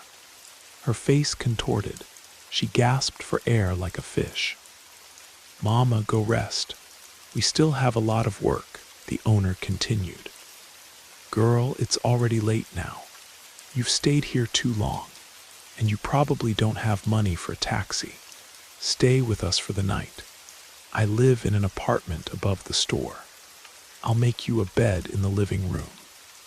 The lustful look of his predatory eyes frightened me. He seemed to want to devour me. He touched my arm. I reflexively pulled back. His hands were hot, and they seemed to shock me with electric current. My head spun. For a moment it seemed to me that the man began to look younger. My hand still burned. I looked at it and gasped. The hand was covered with small wrinkles. Horror gripped me like an icy wind. I sharply jumped up and ran to the exit. The owner ran toward me, blocking the path. Fear and hatred gave me strength. I kicked him between the legs as hard as I could. He howled like a wounded beast and fell to the floor. I jumped out onto the street. It was already late evening. I was lucky to catch a minibus. The driver gave me a ride home as transport was still running. I thought about myself and what would have happened to me if I had listened and stayed there for the night. From the hospital, I called the police and reported 2 corpses in the basement of the used bookstore. After that, my strength left me and I fainted. Then I was sick for a long time due to hypothermia and blood loss. When the police investigated, they found the building had been abandoned for over 15 years. City records showed the last business license had expired in 2008. The bookstore was officially vacant, scheduled for demolition to make way for a new apartment complex. There were no corpses, no books, no evidence of recent occupation. The officers found only dust, broken glass, and signs of occasional homeless encampments. They attributed my story to trauma-induced hallucinations and closed the case after a perfunctory investigation. But I knew what I had experienced. The small wrinkles on my hand faded after a few days, but the memory of that burning touch remained. I researched the building's history and discovered troubling patterns. The property had housed various businesses over the decades, always bookstores, antiquarian shops, or rare manuscript dealers. And always, every 10 to 15 years, the businesses would close suddenly after reports of missing persons in the area. Most disturbing were the newspaper archives I found. Since 1920, there had been regular reports of young women disappearing near that address. College students, researchers, anyone seeking rare books or academic materials. The descriptions were always the same attractive, intelligent women in their 20s who simply vanished. When found, if they were found at all, they appeared decades older and suffering from severe memory loss. The cases were usually dismissed as drug-related incidents or mental breakdowns. I tried to research the store owner, but could find no records of anyone matching his description. The building's ownership was buried in layers of shell companies and trusts dating back to the early 1900s. A month later, I received a package with no return address. Inside was the exact book I had been seeking for my thesis, a pristine first edition in perfect condition. Tucked between the pages was an aged photograph of a young woman who looked exactly like me. On the back, in spidery handwriting, someone had written, "Margaret Walsh, Harvard University, 1953. She was looking for the same book. I completed my thesis using different sources and graduated with highest honors. But I never opened that book again. It sits now in a safety deposit box, wrapped in blessed cloth, far from my home and my life. Sometimes I wonder about Margaret Walsh and all the other young women who walked through those doors seeking knowledge. I wonder if some hungers can never be satisfied, only temporarily sated. And I wonder if there are other shops in other cities, other predators wearing the faces of helpful antiquarians.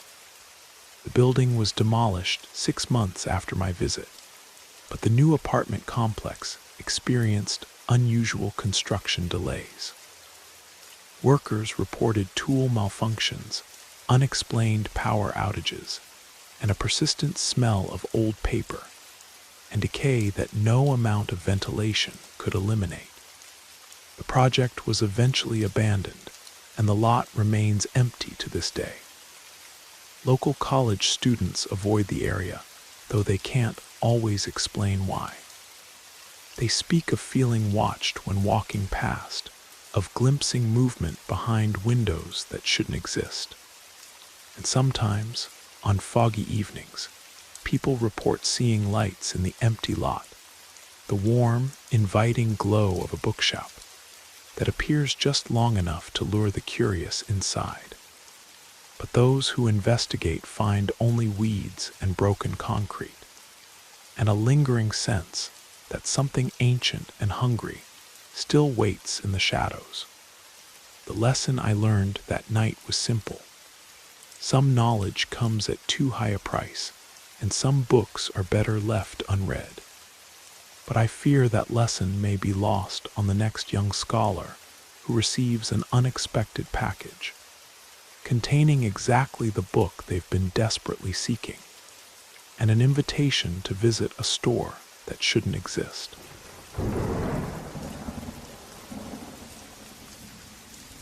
The news of Grandma's death was unexpected for me. The old woman held on tenaciously all these recent years, managing to care for 5 cats, work on a considerable garden, and even work part-time as a cleaner in a store. Unfortunately, I had last seen her 6 months ago during winter break from college. 10 years ago, Mom and I moved to live in a big city 300 miles away because there was no work in our small town. Grandma refused to go with us, saying she'd rather die where she was born, where all her friends were, and every bush was familiar. A megacity wasn't for her. Just a week ago, she was telling me on the phone how she planned to go with friends to yoga classes at the Active Senior Club, because she was getting very bored with just the garden and cats. And then so suddenly she died. Ironically, just when she was going to that yoga for the first time. She tripped over a root, fell, hit her cheek, and died almost immediately. The ambulance didn't make it in time. Her close friend informed me of the sad news. So 3 days later, as soon as I passed my last exam, I bought train tickets to my hometown. Mom really wanted to go with me, but she was working on an important project, and her boss wouldn't let her go. Grandma had already been buried. Fortunately, she had managed to collect savings under the mattress for the funeral, and relatives helped. I placed flowers on the grave, remembered all the warm moments spent with Grandma, looked at that dear face in the photo. There, Grandma was still young, always smiling, with dimples on her cheeks, and she remained that way until her death. It seemed to me that I spent too little time with her, didn't ask about everything, didn't help enough. But what can you do now?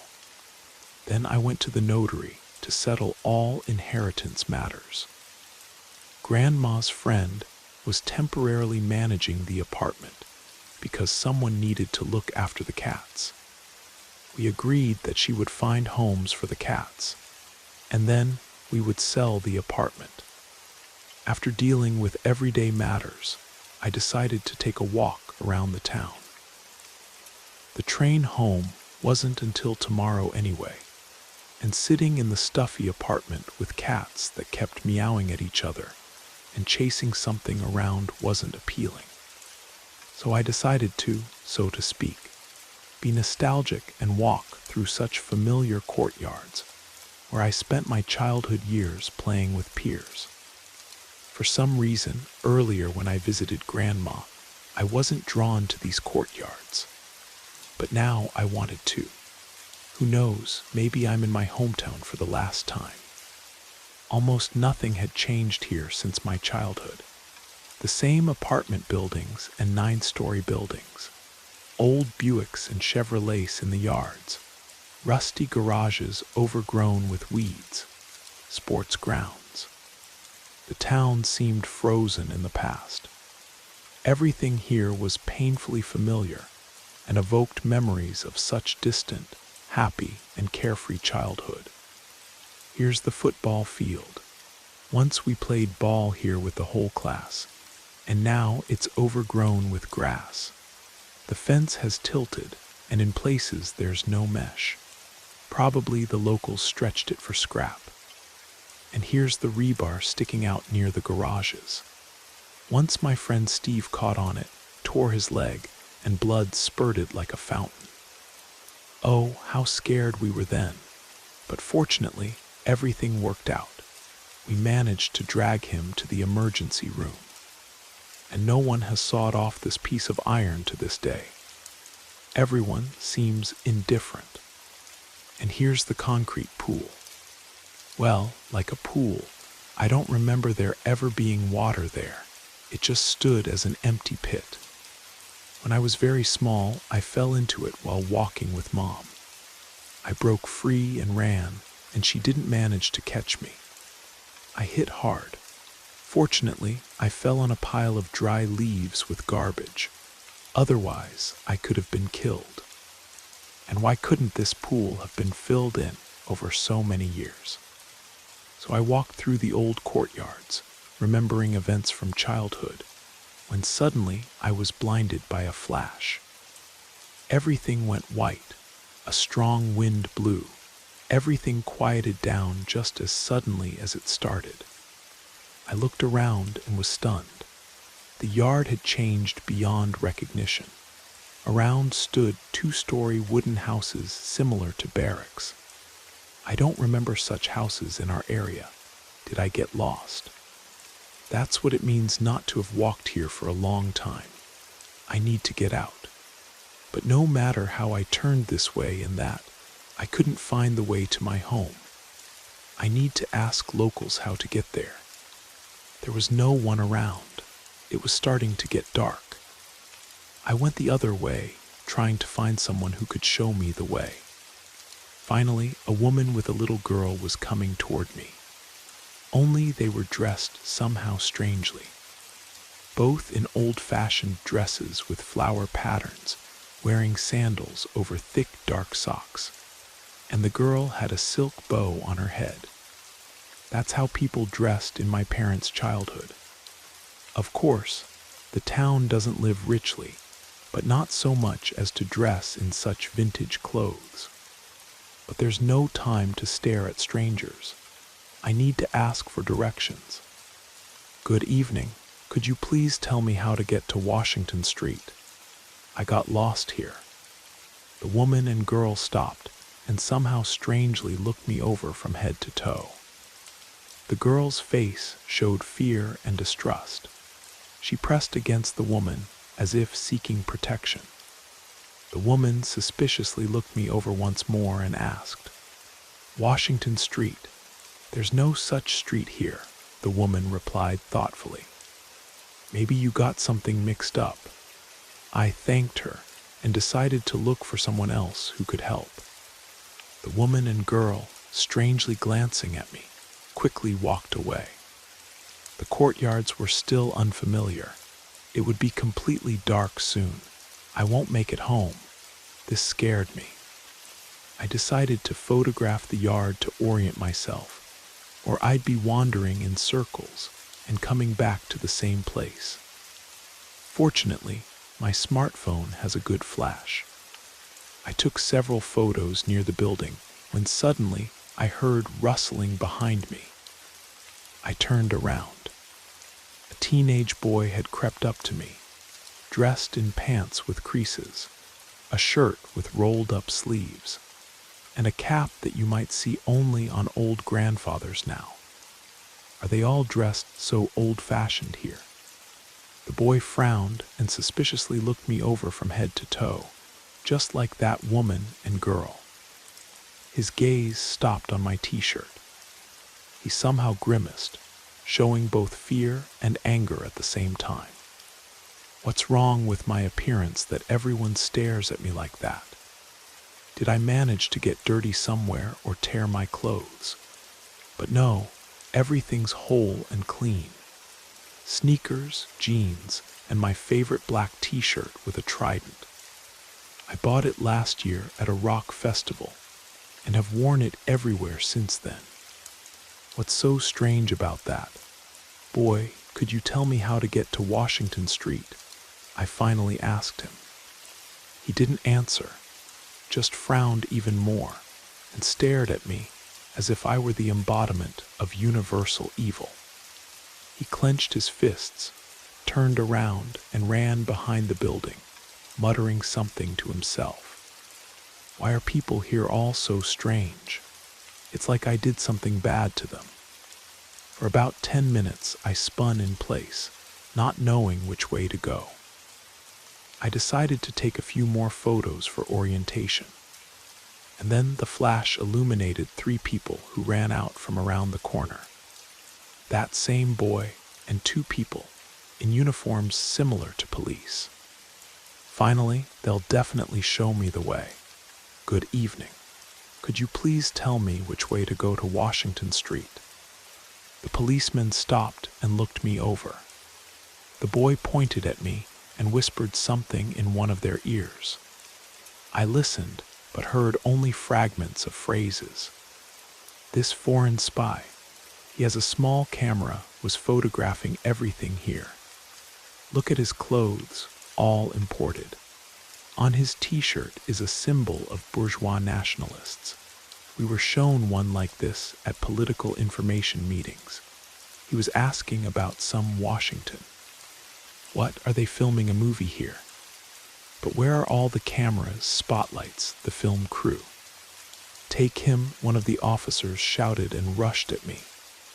You're confusing me with someone. I'm not an actor. I got lost here. You'll tell us at the station what kind of actor you are.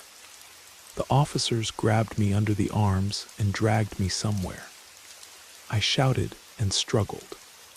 The boy stood aside and smiled menacingly, rubbing his hands. I couldn't stand it and spat in his face. The boy screamed. The officers started twisting my arms, and one hit me on the head. Everything blurred before my eyes. I came to and looked around. I'm lying on the ground. Around me are tall weeds. I can see a fallen fence and garages. It was evening, but now it's day again. And the yard is again so familiar. But where was I? Did I imagine it all? Returning finally to my home yard, I met the local alcoholic, Frank.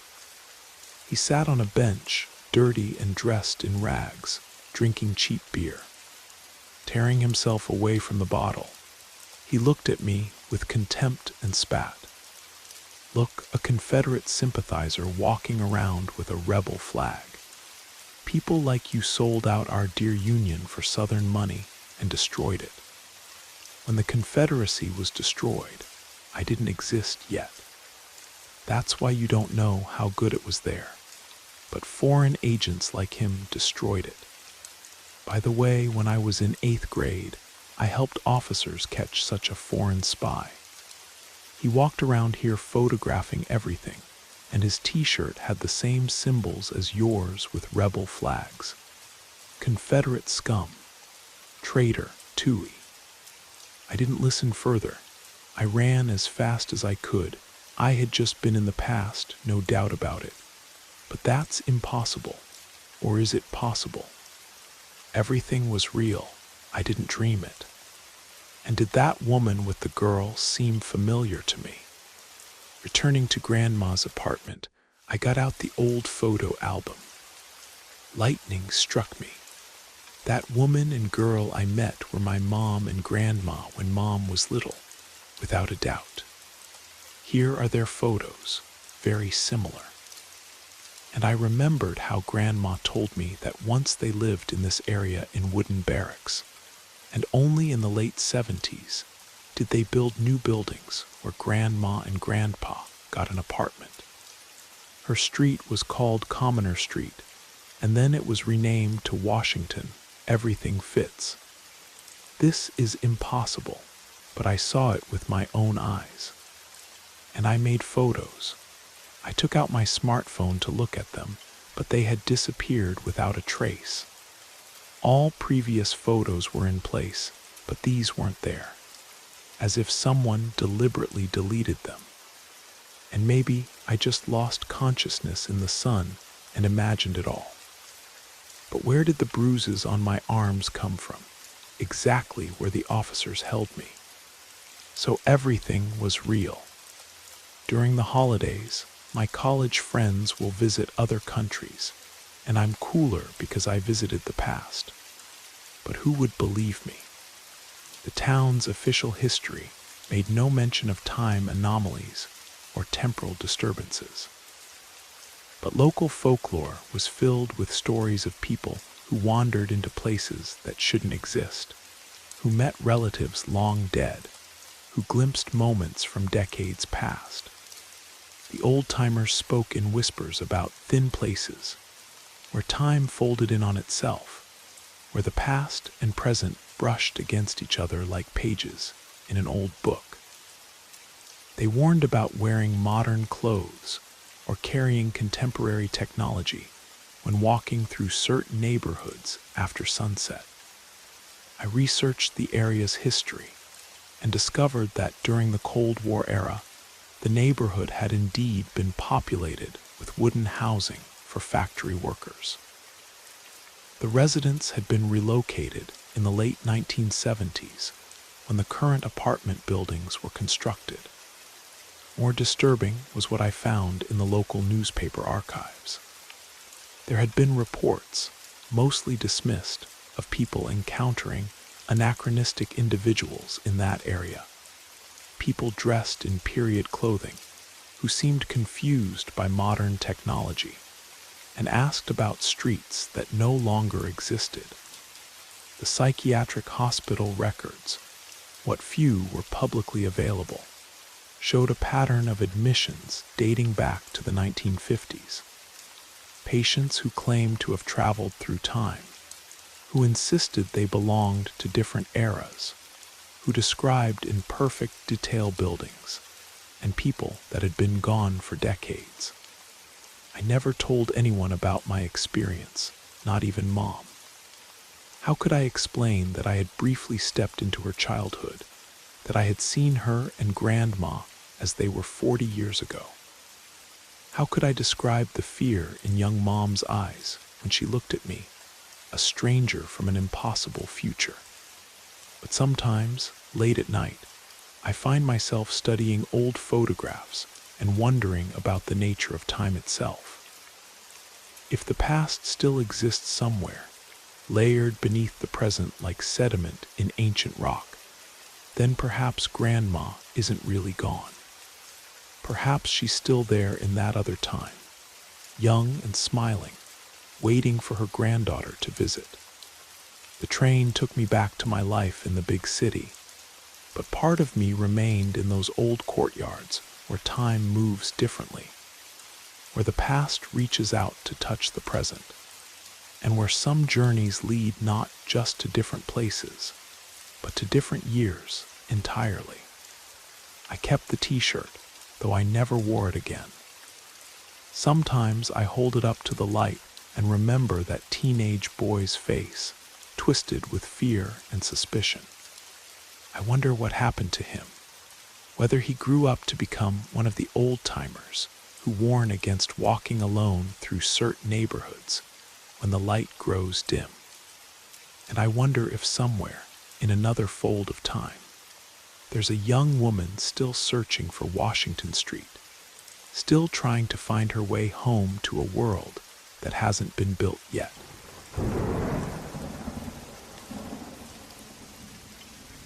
The forest was frightening with its very appearance.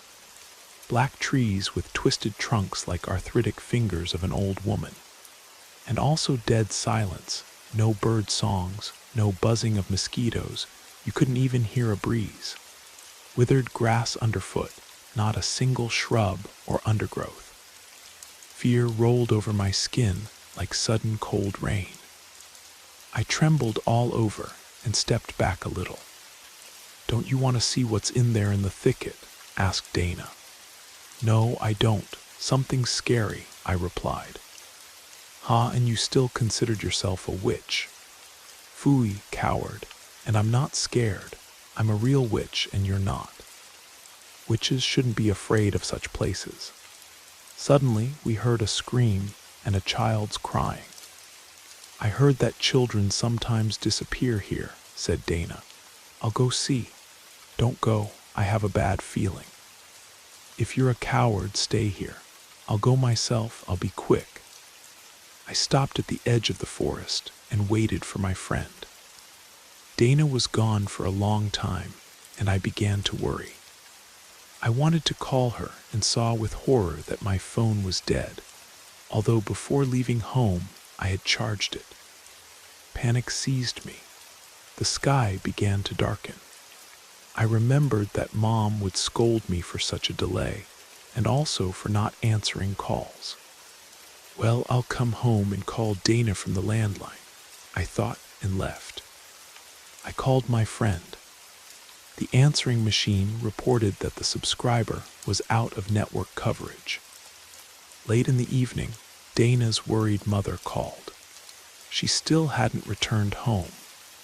I told her where we had been walking and advised her to contact the police. Dana was found 3 days later in the same place where I had waited for her. She was unconscious. She was taken to the hospital with fever and signs of hypothermia. Only 2 days later was I allowed to see her. She told me everything. When I entered that forest, I immediately lost my sense of direction.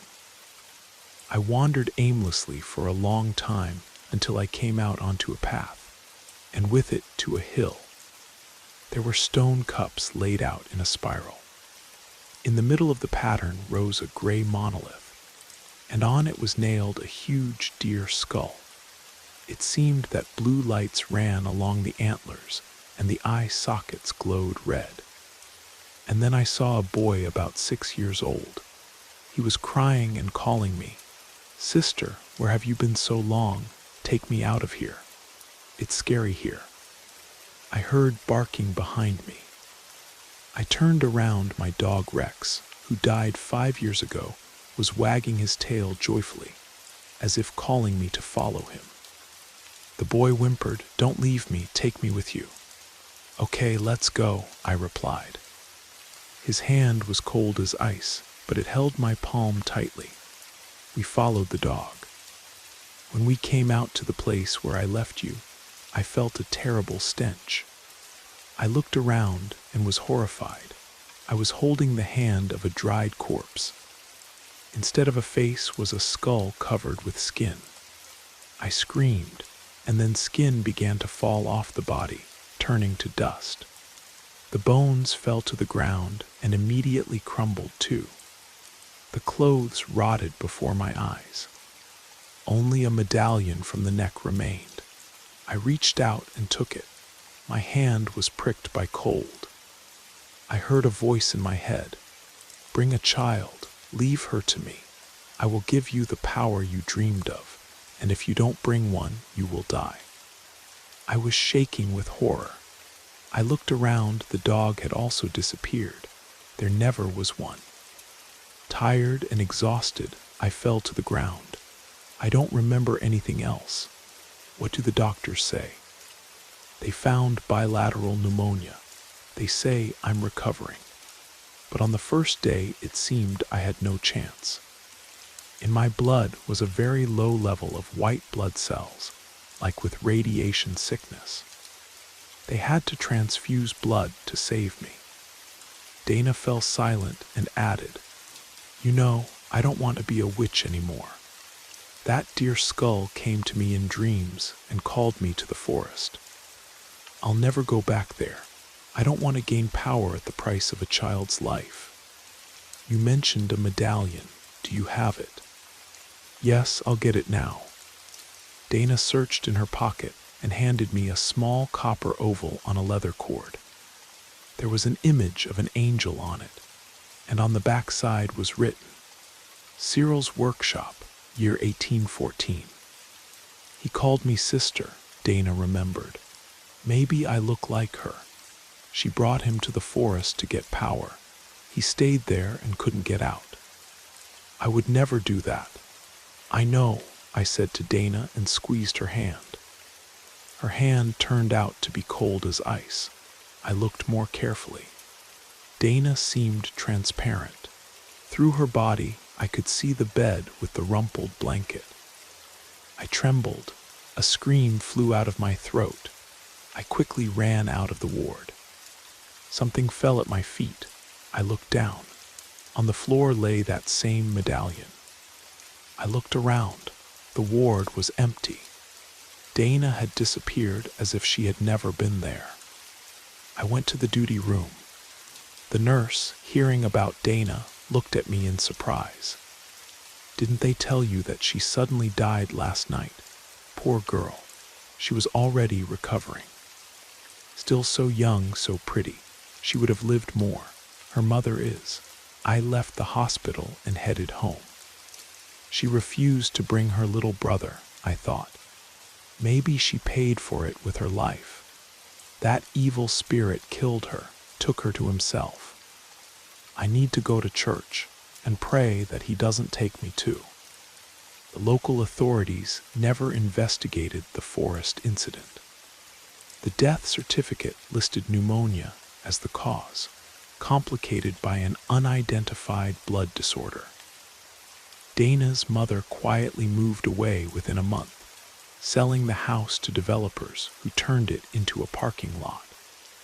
But I learned more about the area from old county records. The forest had been the site of Native American rituals for centuries before European settlement. The Lenape tribe considered it sacred ground, a place where the spirits of children who died before their time were said to gather. Early colonial records mentioned strange disappearances in the area. Children would wander into the woods and emerge days later, aged beyond their years, speaking of a bone man who offered them power in exchange for bringing him new playmates. The medallion led me to more discoveries. Parish records from the early 1800s showed a Cyril Morrison, age 6, who disappeared while playing near the forest edge. His sister Catherine was found days later, apparently aged into an old woman overnight. She lived only 3 more years, spending them in an asylum, claiming her brother still called to her from the woods. I researched the Morrison family and found a daguerreotype from 1815. Catherine Morrison, before her encounter with the forest, looked exactly like Dana. The resemblance was so striking it could have been the same person. The forest still stands, though the city has posted warning signs citing unstable terrain and dangerous wildlife. Hikers occasionally report finding stone circles deep in the woods, always arranged around a central monolith topped with animal skulls. Local search and rescue teams have a policy of not entering the forest after sunset. They've learned that people who go missing there are usually found at the edge, just where the black trees meet normal woodland. But they're never quite the same when they return. I kept the medallion for 3 years, locked in a safe deposit box. But it always found its way back to me, appearing in my backpack, my coat pocket, sometimes just sitting on my nightstand when I woke up. Finally, I buried it in the town cemetery, in unconsecrated ground behind the maintenance shed. The dream stopped after that, but I still avoid forests. Any forest. Dana visits me sometimes in sleep, warning me about places where the boundary between worlds grows thin, where ancient hungers still prowl in search of innocent souls to corrupt. She tells me she's trapped there, in that spiral of stones, part of a collection that spans centuries. Children taken too young, their spirits bound to serve something older and hungrier than human understanding. She says the only way to free them would be to find the original source of the curse. But that would mean entering the forest again. And that's something I'll never do. The Town Planning Commission receives proposals every few years to develop the forest land. Each project fails during the survey phase when workers report equipment malfunctions, unexplained accidents, and a pervasive sense of being watched. The proposals are quietly shelved, and the forest remains undisturbed. Sometimes I wonder if Dana's sacrifice protected other children from that fate. But late at night, when the wind is still and the darkness presses against my windows, I hear echoes of that child's voice calling, "Sister, where have you been so long? Take me out of here. It's scary here." And I know that some places are hungry, some bargains can never be completed, and some doors, once opened, can never be fully closed. The forest waits with infinite patience, as it always has, for the next lost soul to wander too far from the light.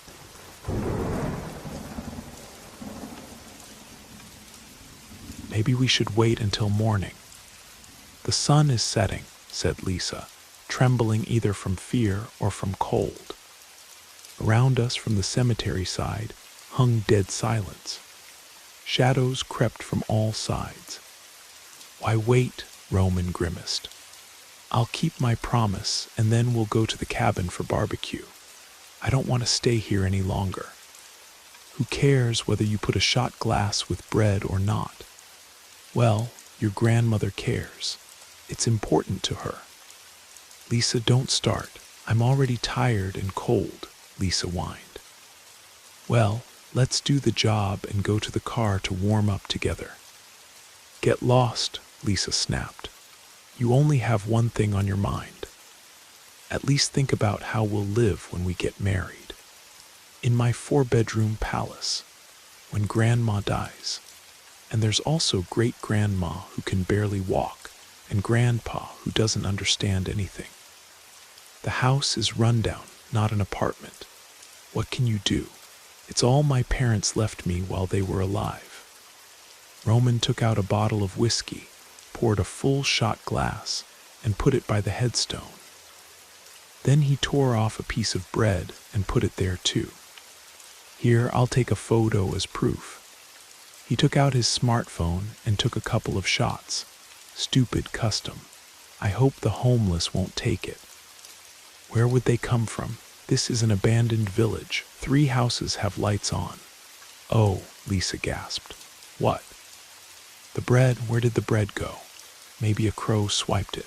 It's already dusk, birds sleep." Roman snorted, took bread from the package, broke it into several pieces, and threw them at the headstone. "Don't be ridiculous," he whispered and froze in place. A withered hand appeared, grabbed a piece of bread, and disappeared. "Roman, did you see the hand?" "What hand?" Bony hands emerged from under the ground and grabbed his legs. The guy yelped and jerked with all his might, broke free, and jumped onto the stone slab. Lisa jumped over and hid behind his back. From behind the headstone came a hunched old woman leaning on a walking stick. Her wrinkled face had blackened like a mummy's. Clumps of dirty gray hair stood on end and moved like snakes. She cast an angry look that made both feel creepy. The old woman sniffed and croaked. "Why did you come?" "To visit the grave." "Here lies my great-grandfather," the old woman cackled. Air wheezed out of her chest. "Your executioner came. Do you know who your grandfather was?" "He served, was a veteran." "Oh, a barrier trooper. He shot in the back or in the back of the head." "I know everything about him. He came to our house on his orders. They took everything edible, even the pot from the stove." "Oh, I know. I see you're the same impudent, arrogant, shameless." She poked her finger, twisted with arthritis, into his chest. Lisa stepped forward, shielding Roman. "Don't touch my fiancé, old witch." The old woman cackled again. "Oh yes, I'm a witch, and I won't forgive the insult. Do you know what happened to this village? You probably don't know. Everyone here died who couldn't eat human flesh. And those who could survive, who killed to live, survived. Have you seen how a mother eats her own child? How a husband kills and eats his own wife? How children eat parents who died giving the last piece, while your great-grandfather savored butter rolls. Am I guilty? Do children answer for the sins of their fathers? They answer, the old woman croaked. And there she raised her finger up, and there she lowered her finger down. Time to pay the debts of the forefathers, young man. I didn't know where to look for you, but you came yourself. What are you talking about, old woman? Lisa shouted. The old woman dropped her hands and began to sing. Clumps of fog flowed from under the ground. Roots, colored and shaped like the fingers of an old witch, crawled out of the soil and entangled the girl and guy's legs, holding them tightly in place. And from the fog stepped figures, emaciated, skin and bones, dirty torn clothes hanging on them like on hangers. They stood around and stretched out bony hands. Their eyes burned with hatred and thirst for revenge. Let the world perish, but let justice be done, the old woman shouted. Let the debts of the forefathers be paid to the last descendant. Roman screamed, feeling how bony hands grabbed and tore his body to pieces. Blood spurted in all directions.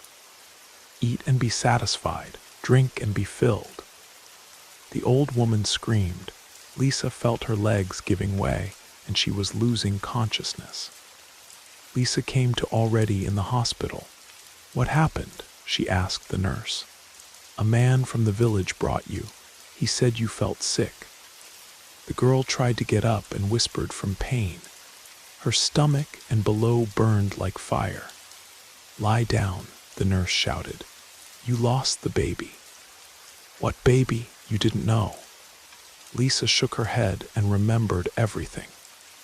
Debts of the forefathers to the last descendant, she murmured and began to cry. The incident was officially classified as a hiking accident. Roman's remains were found scattered across a half-mile radius around the old cemetery, attributed to wild animal attack, possibly a bear, though no tracks were found. Lisa was discovered unconscious at the village edge by a local farmer named Joe Henderson, who reported she was delirious and speaking about paying old debts. The medical examination confirmed she had suffered a miscarriage, likely trauma-induced. I researched the area's history after Lisa told me her story months later. What I found was darker than anything I had expected. The village had been a company town during the Great Depression, built around a copper mine owned by Roman's great-grandfather, Marcus Sullivan. Company records from the 1930s showed a pattern of wage theft, unsafe working conditions, and brutal suppression of labor organizing. When the mine failed in 1936, Sullivan ordered private security forces to prevent workers from leaving with company equipment, including tools they had purchased themselves.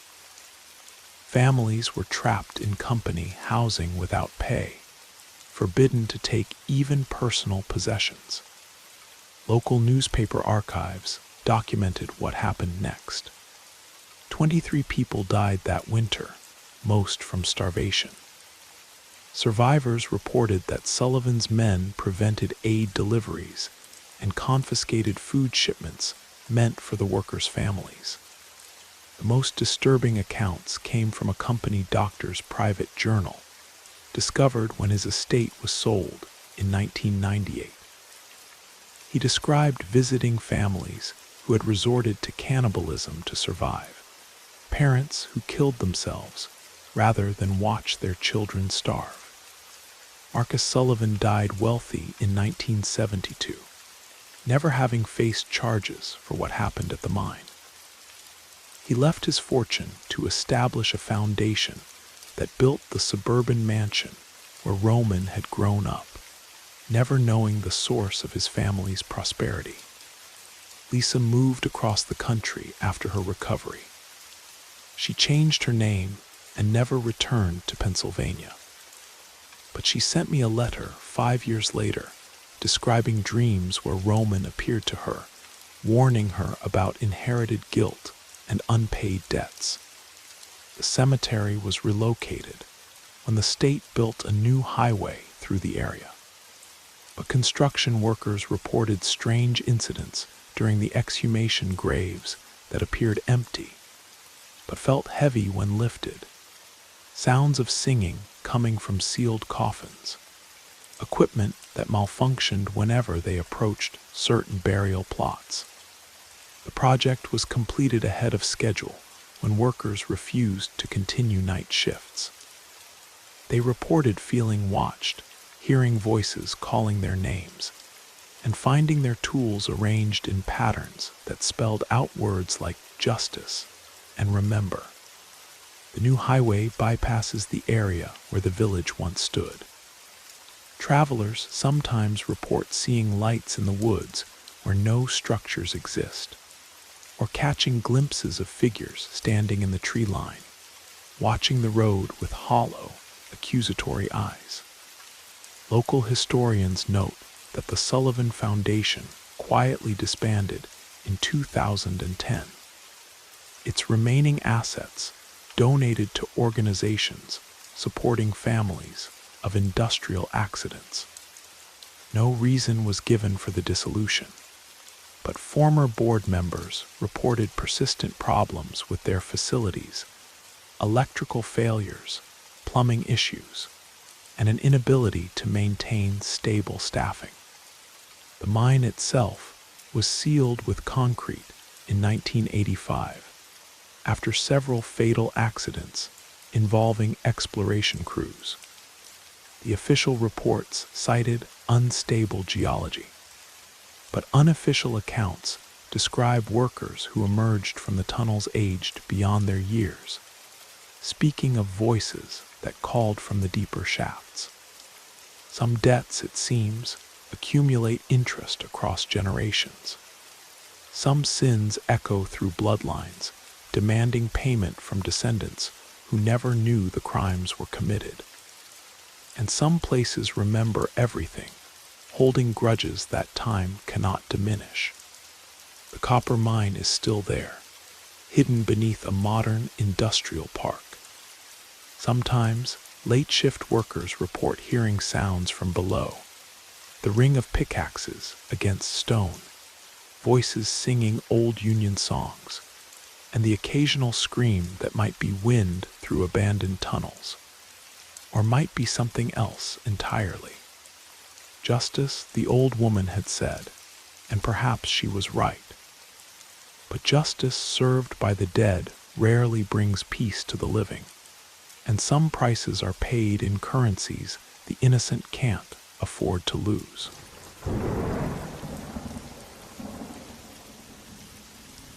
If I had known more about this creepy place, I wouldn't have gotten into such trouble. As wise people say, everything that doesn't kill us makes us stronger.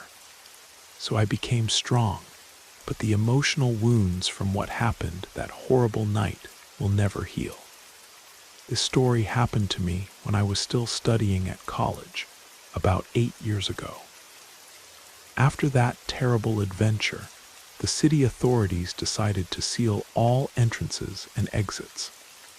My boyfriend Vincent found out that they had opened a summer cinema at Central Park's Delacourt Theater. He invited me to see a Lynch film, Mulholland Drive. So we went to watch it. It was a warm May evening. The abundance of greenery dazzled the eyes, and the smell of flowers made me dizzy. Ahead was still a difficult session, and therefore we both wanted to rest. During the viewing, he didn't so much watch the film as stroke my thighs and secretly caress my breasts, waiting for when we could go home and go to bed. But then he received a surprise.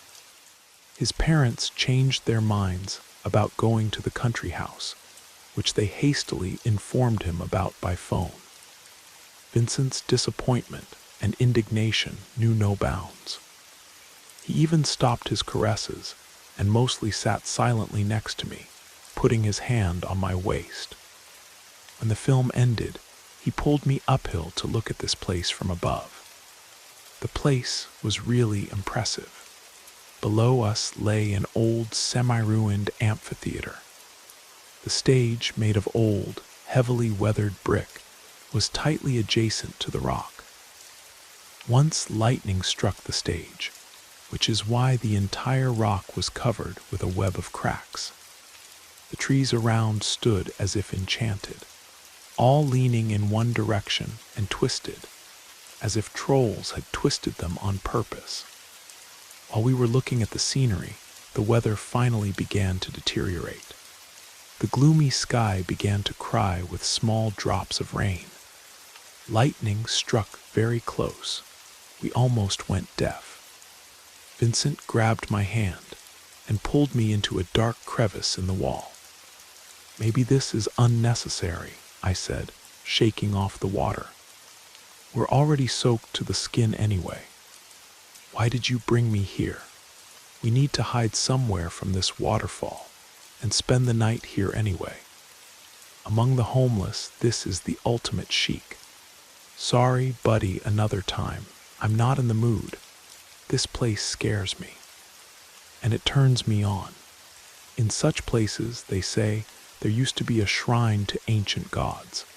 This is a place of power. Where else to make first love?" "Not here, forget it." I said no. "Did you bring a condom, but you forgot an umbrella? Who knew there would be such a downpour?" The weather forecast promised only brief showers with clearing. Maybe there will be some clarity in your stupid head someday. Here the place is unclean, and sex and blood always attracted evil spirits.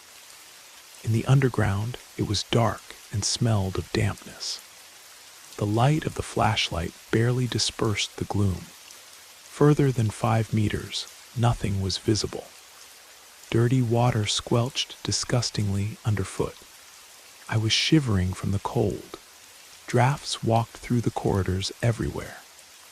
In the dead silence, only the sound of dripping water could be heard. Suddenly I heard quiet footsteps. Someone was walking toward us from a side corridor. "Vincent, someone's coming here." "Stop it, you're imagining things. There's no one here." I was shaking even more.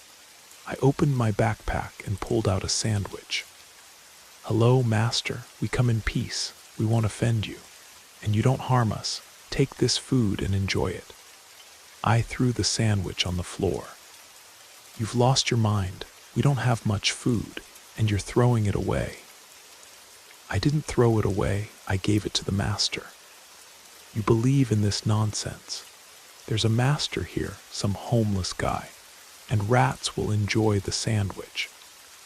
Lightning flashed near the entrance. Terrible thunder sounded. We heard a rumble from above.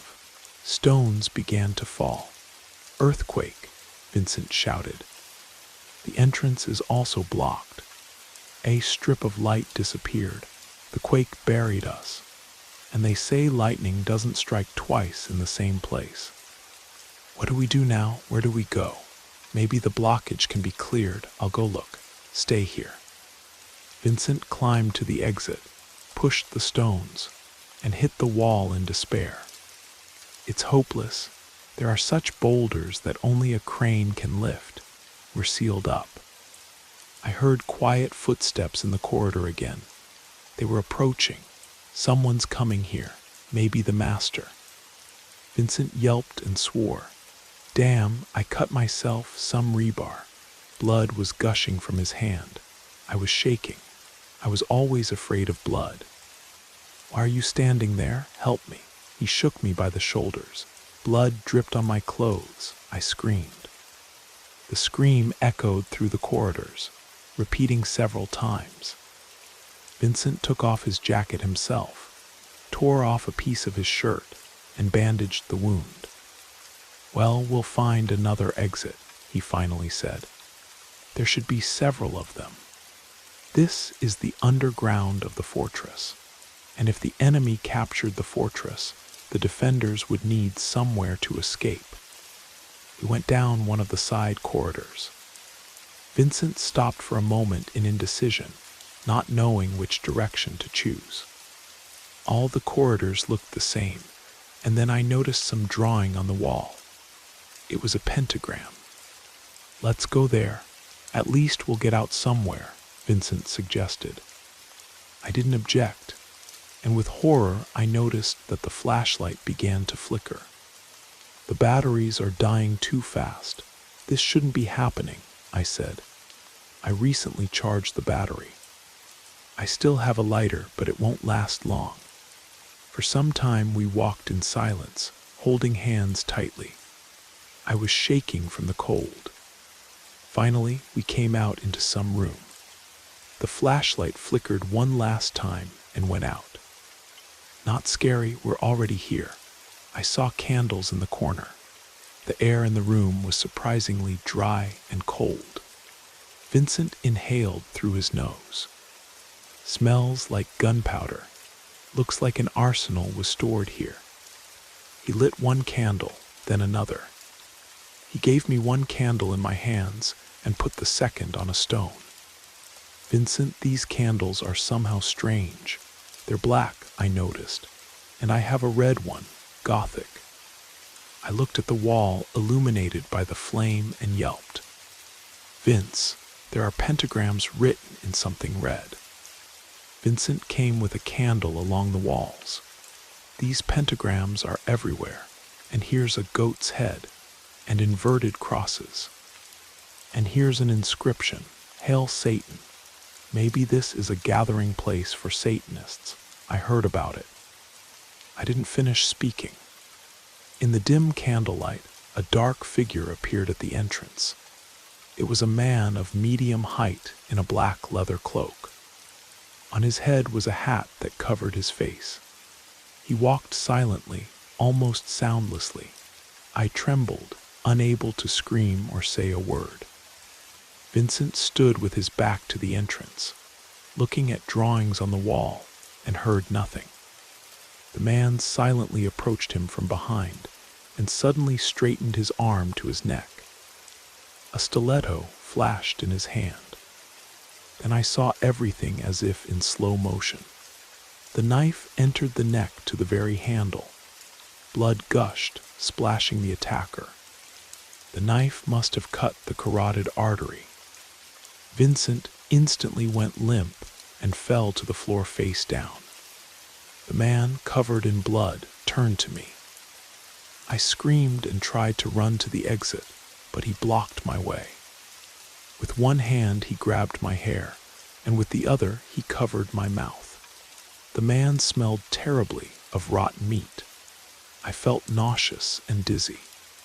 "Quiet, baby, don't scream," he said in a hoarse voice. "No one will hear you. You'll be my gift." He squeezed my throat and began to strangle me. From suffocation, I went limp and darkness fell. When I came to, I felt severe cold. My arms and legs were numb, and I almost didn't feel them. I tried to move and saw that I was lying naked on the floor, chained to pegs near my head, legs, and arms. Black candles stood around. I was in the center of a pentagram. Nearby stood the same man and drew some symbols. A sharp smell of blood hit my nose. I wanted to scream, but there was a gag in my mouth. "You woke up, baby. I checked you while you were sleeping. You're still untouched, and that's good." He lowered his hand to my groin, and I felt like I was struck by lightning. This isn't a ghost, I thought. He's alive, some maniac. This isn't the master. I've been looking for you for so long. How hard it is in our time to find a virgin. The master will be pleased. Your blood will be spilled on this altar, and I will receive power that no one in the world has. In his hands flashed the same stiletto with which he killed Vincent.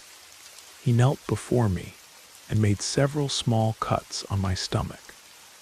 The cuts were small and painful.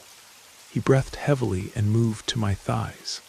"Just don't damage a major artery. I'll just bleed out, I thought.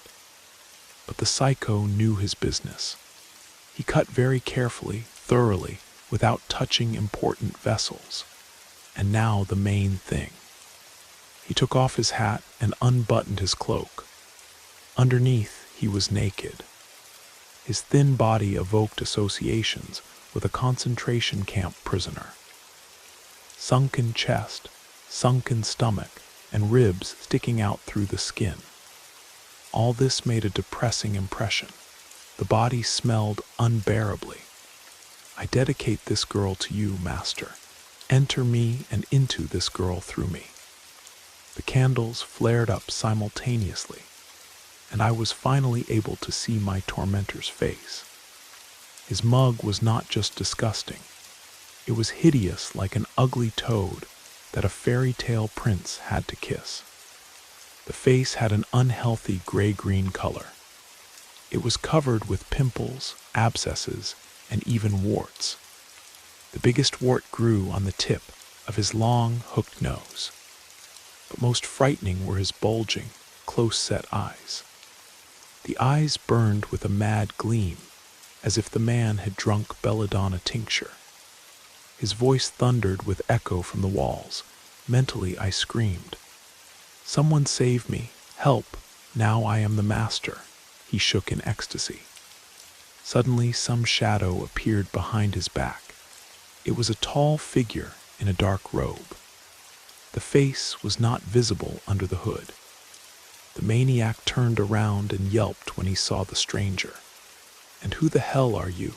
Were you spying?" He swung the stiletto, but his hand passed through the stranger.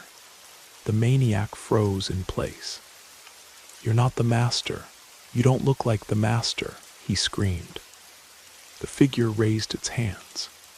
The sleeves fell, and I saw hands gray and withered, and the nails long and yellow. This video can only be officially listened to on YouTube in the YouTube channel Horror Interesting. If you're listening to it somewhere else, you're supporting thieves. I advise you to close their thieving site, go to YouTube, search for Horror Interesting, and continue listening to the story there. And now let's continue. From the black folds of the robe came cold like from a freezer. The hands reached for the maniac's neck and seemed to become longer. I heard a whisper, but couldn't make out a word. The hands closed on the neck and began to strangle the maniac.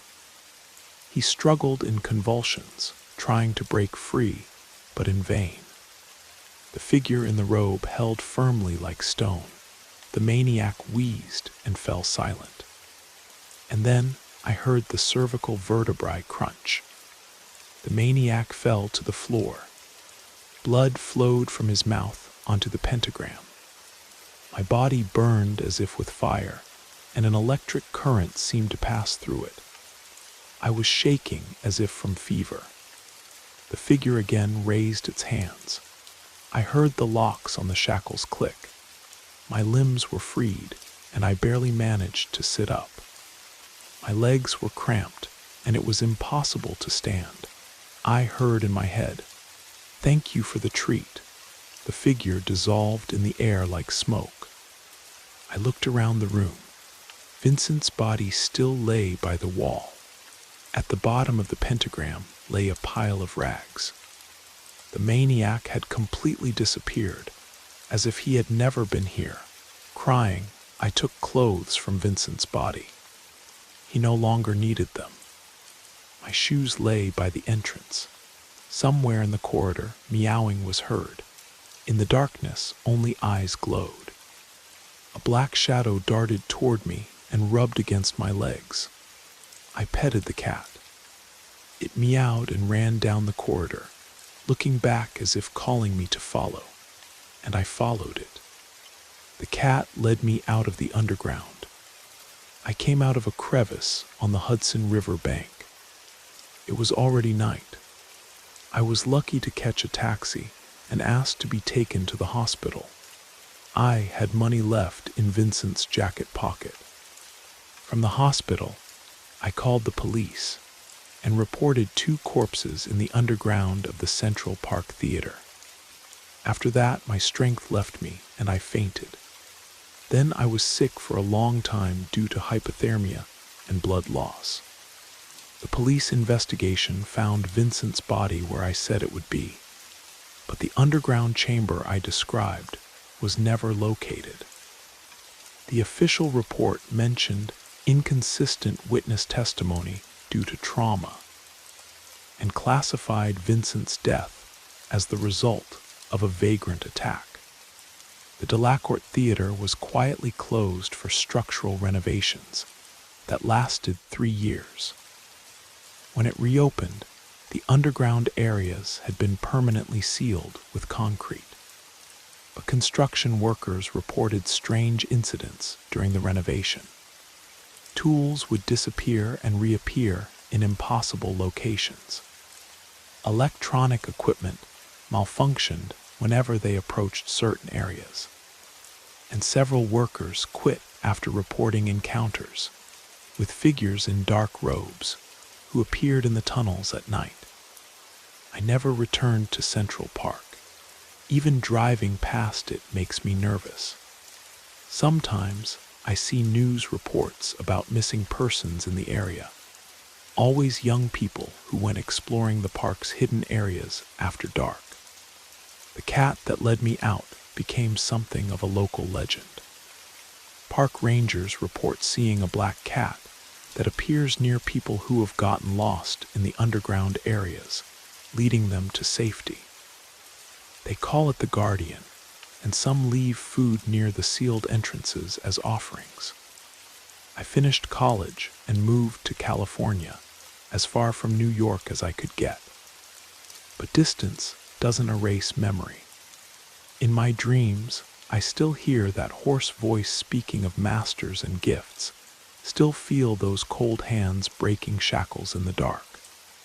Vincent's family never learned the full truth of what happened. I told them he died protecting me from an attacker, which was true in its way. They hold a memorial service every year on the anniversary of his death. I never learned who the figure in the robe was, or what ancient presence dwells beneath Central Park. But I know that some places hold guardians as well as predators, and that sometimes the dead protect the living from fates worse than death itself. The underground passages are still there, sealed but not destroyed. The city didn't want to risk what might be released by excavation.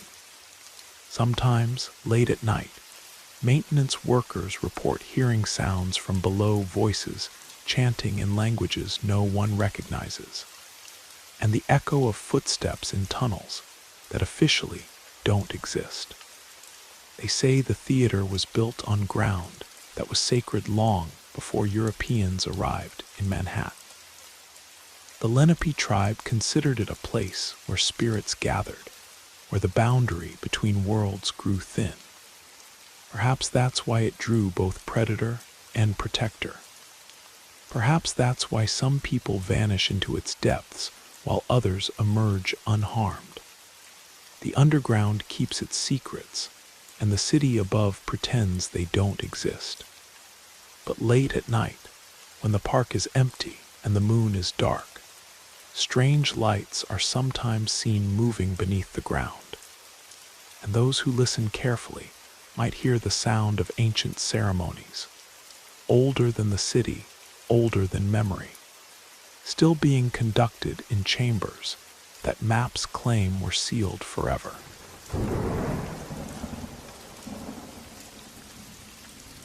The entrance exam to the Chicago Art Institute turned out to be difficult. For drawing, they put not just any plaster cast, but a torso in the style of an ancient Greek statue, life-size with muscles and small veins. Of course, we covered all this in art school, but I don't have enough experience to convey all the light and shadow perfectly. Moreover, Marcus, who studies here in his second year, warned me that teachers for entrance exams are deliberately chosen to be the most demanding, so they'll nitpick the smallest details and weed out the weak. Marcus himself, who draws better than me, barely got in, receiving almost the minimum passing grade in drawing. And what if I don't pass? If he's so talented and got low scores, then I might fail even worse. Who knows, maybe this year the selection will be even stricter, and there will be more applicants than before. Oh, woe is me. If I don't get in, what will I tell my parents? They saved on everything to pay for my art school, additional individual lessons, even bought expensive pencils, pastels, paints, and other materials because children should be given the best. Where can I go if I don't get in? Work. But what about education? Art school will go to waste. Go to some design courses to become a decorator and do projects for trendy interiors in nouveau rich style. That doesn't compare to the academy. So reasoning about my uncertain future, I wandered the streets of downtown Chicago to the bus stop. I didn't want to go home because Mom would immediately start asking about everything. So I decided to wander a bit more through the old courtyards. Besides, it was cozy and cool here, unlike our neighborhood of high-rises. Looking at old decorative moldings, massive doors to entrances, wrought iron benches, and other everyday beauty, I didn't notice how much time had passed. I got a little tired and decided to sit on a bench to rest, and at the same time send a message to Mom. What was my surprise when I saw that my phone was dead? Strange. I charged it this morning and didn't call anyone, and it always held a charge well. Well, I'll go to the bus stop. Mom's probably worried. Getting up from the bench and looking around, I felt something wrong. I definitely remembered entering this courtyard through an archway on the right, and next to it stood garbage cans and a blue car. I looked at all the walls around but couldn't find that archway. The car could have driven away, but where are the garbage cans? Did I forget where the arch was from excitement about the entrance exam? I decided to walk along the walls to find the exit anyway. But it wasn't there, just solid brick walls beaten by time. My heart in my chest was pounding with anxiety. What's happening to me? Am I losing my mind from stress? I had already made a circle around the courtyard, but there was no exit anywhere. I went in the opposite direction, also solid walls. There was only one thing left to ask the locals. As luck would have it, there wasn't a soul in the courtyard. I'll go into the entrance and start ringing all the apartments until someone opens. I pull the handle of the massive doors locked. There's no intercom and no lock either. How do residents get in? The doors break down. I angrily hit the door with my fist and painfully pulled my hand back. A huge nail stuck out from there. My father, there are many such nails here. The doors are boarded up, and the windows are covered with boards. No one lives here. And how did I not notice this when I entered the courtyard? How can I get out? And then I heard a quiet whisper of several voices behind me. My heart started pounding even harder. I turned around, no one. This is my imagination from fear. And why did it get so dark around? I raised my eyes up. The sky from clear became dark, covered with either clouds or smoke. Strange. They didn't forecast rain. And again I heard whispers, now closer, and there were more voices. I shuddered. I definitely didn't imagine it. And why is it so dark around? I raised my eyes up. The sky from clear became dark, covered with either clouds or smoke. Strange, they didn't forecast rain. And again I heard whispers, now closer, and there were more voices. I shuddered. I definitely didn't imagine it. Someone is quietly crying, someone is screaming. I listened and heard fragments of phrases, whether real or just in my head. Help, where are we? Let us out. Mom, where are you? I shook my head, trying to get rid of this hallucination, but the voices didn't disappear anywhere. They sounded louder, surrounding me from all sides. And then the air around me seemed to darken. I saw something like streams of dark smoke. They twisted, spun in whirlwinds, and became clearer, similar to human figures. With horror, I watched as spirits were drawn from the smoke, outlines similar to women and children, dark and dried like skeletons with skin-covered skulls, empty eye sockets, bony hands, dressed in rags. The spirits surrounded me, stretching out their hands and whispering, "Theodora, where are you? Take us away. Lead us out of here." I screamed, waving my hands. The spirits stepped back but didn't disappear anywhere. I rushed to the side and ran into the spirits. My whole body was doused with icy wind. The circle of spirits broke, and I ran toward the far wall, screaming in horror. And then bright light hit my eyes. In front of me was the same arch. I accelerated, hurrying to my salvation, dove into the narrow arch, clinging to cobwebs and pebbles on the road. I was almost out when my foot treacherously got into a hole. I fell and hit my head.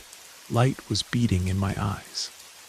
I opened one eye, then the other, looked around. I was lying on a sofa in a small room. Old wooden window let in sunlight. The breeze swayed a lace curtain. On the table stood a vase that was once fashionable, cut crystal with pink peonies. Their aroma finally brought me to my senses. I got up and looked around the room. Old sofa, table with vase, chair, chandelier with macrame lampshade. Similar furnishings were at my late grandmother's. Before I could examine everything, an old woman entered the door. I even shuddered from surprise. "Don't be afraid, daughter," she calmed me. "Everything's fine, you just fell. They promised to fill that hole, but they still haven't." Where am I? On Cathedral Street, 25A, apartment 12. My name is Lydia Petrovna Podolska. And you, daughter, Alexandra Petrenko. Well, good, rest a little, eat. Does anything hurt? No, not really. The woman turned out to be very humane and caring about others' troubles. She was just coming home from the store and saw me unconscious in the arch. Together with a neighbor, they brought me to her home, treated a bruise on my head, fed me lunch, and at my request, called Mom to inform her that everything was fine with me. "Lydia Petrovna, may I ask you something?" I finally dared. "What, daughter?" Where was I? I was sitting in the courtyard on a bench, went in there through an arch, and then when I wanted to leave, I couldn't find it. I walked around the whole courtyard, and the doors and windows were boarded up. And then what was then? What was then? Then the arch appeared again, and I ran there. Did you see anything else? Hear anything? Lydia Petrovna looked at me intently. Yes, but I don't know if it was real or I imagined it. I'm very worried about the entrance exam. Tell me what was there. Some voices and spirits. They seemed to be calling for help. Lydia Petrovna froze. She gasped for air and continued to look at me intently. What else was there? What did they say? Can you remember? Well, they asked to be taken away from there or taken out. And they also called someone by name, some unusual name. Oh, Theodora. Lydia Petrovna clapped her hands. This is it. You got into the city of lost souls. Where? Haven't you heard this legend? No. Listen, When the Germans entered the city, all the big shots were evacuated, but several dozen people didn't make it. They were mainly wives and children of local officials and party members. They lived right in our house. It was, as they would say now, elite. There was nowhere to run. The Germans took the city, and they wanted to kill them as relatives of the leadership first. And they asked for help from one witch healer named Theodora. You know, the communists were atheists and all that. But in a difficult moment, they hoped for salvation even from higher powers. That healer was, as they say, very strong. They called her a witch because she had considerable abilities and showed extraordinary things. She could divert people's gazes so that they could imperceptibly go somewhere or escape. She could so charm eyes that they let her through anywhere with an ordinary piece of paper instead of a pass. She knew a lot. Those party wives gave her all their savings and gold just to hide them. And she hid them. She laid witch knots to prevent the Nazis from getting to the courtyard where those people were hiding. You know, the house is there, the courtyard is there, but no one could get in because they didn't see the entrance, and the windows are boarded up. The Germans weren't interested in that building. But trouble happened. The witch was killed by a stray bullet. She saved others, but didn't have time to save herself.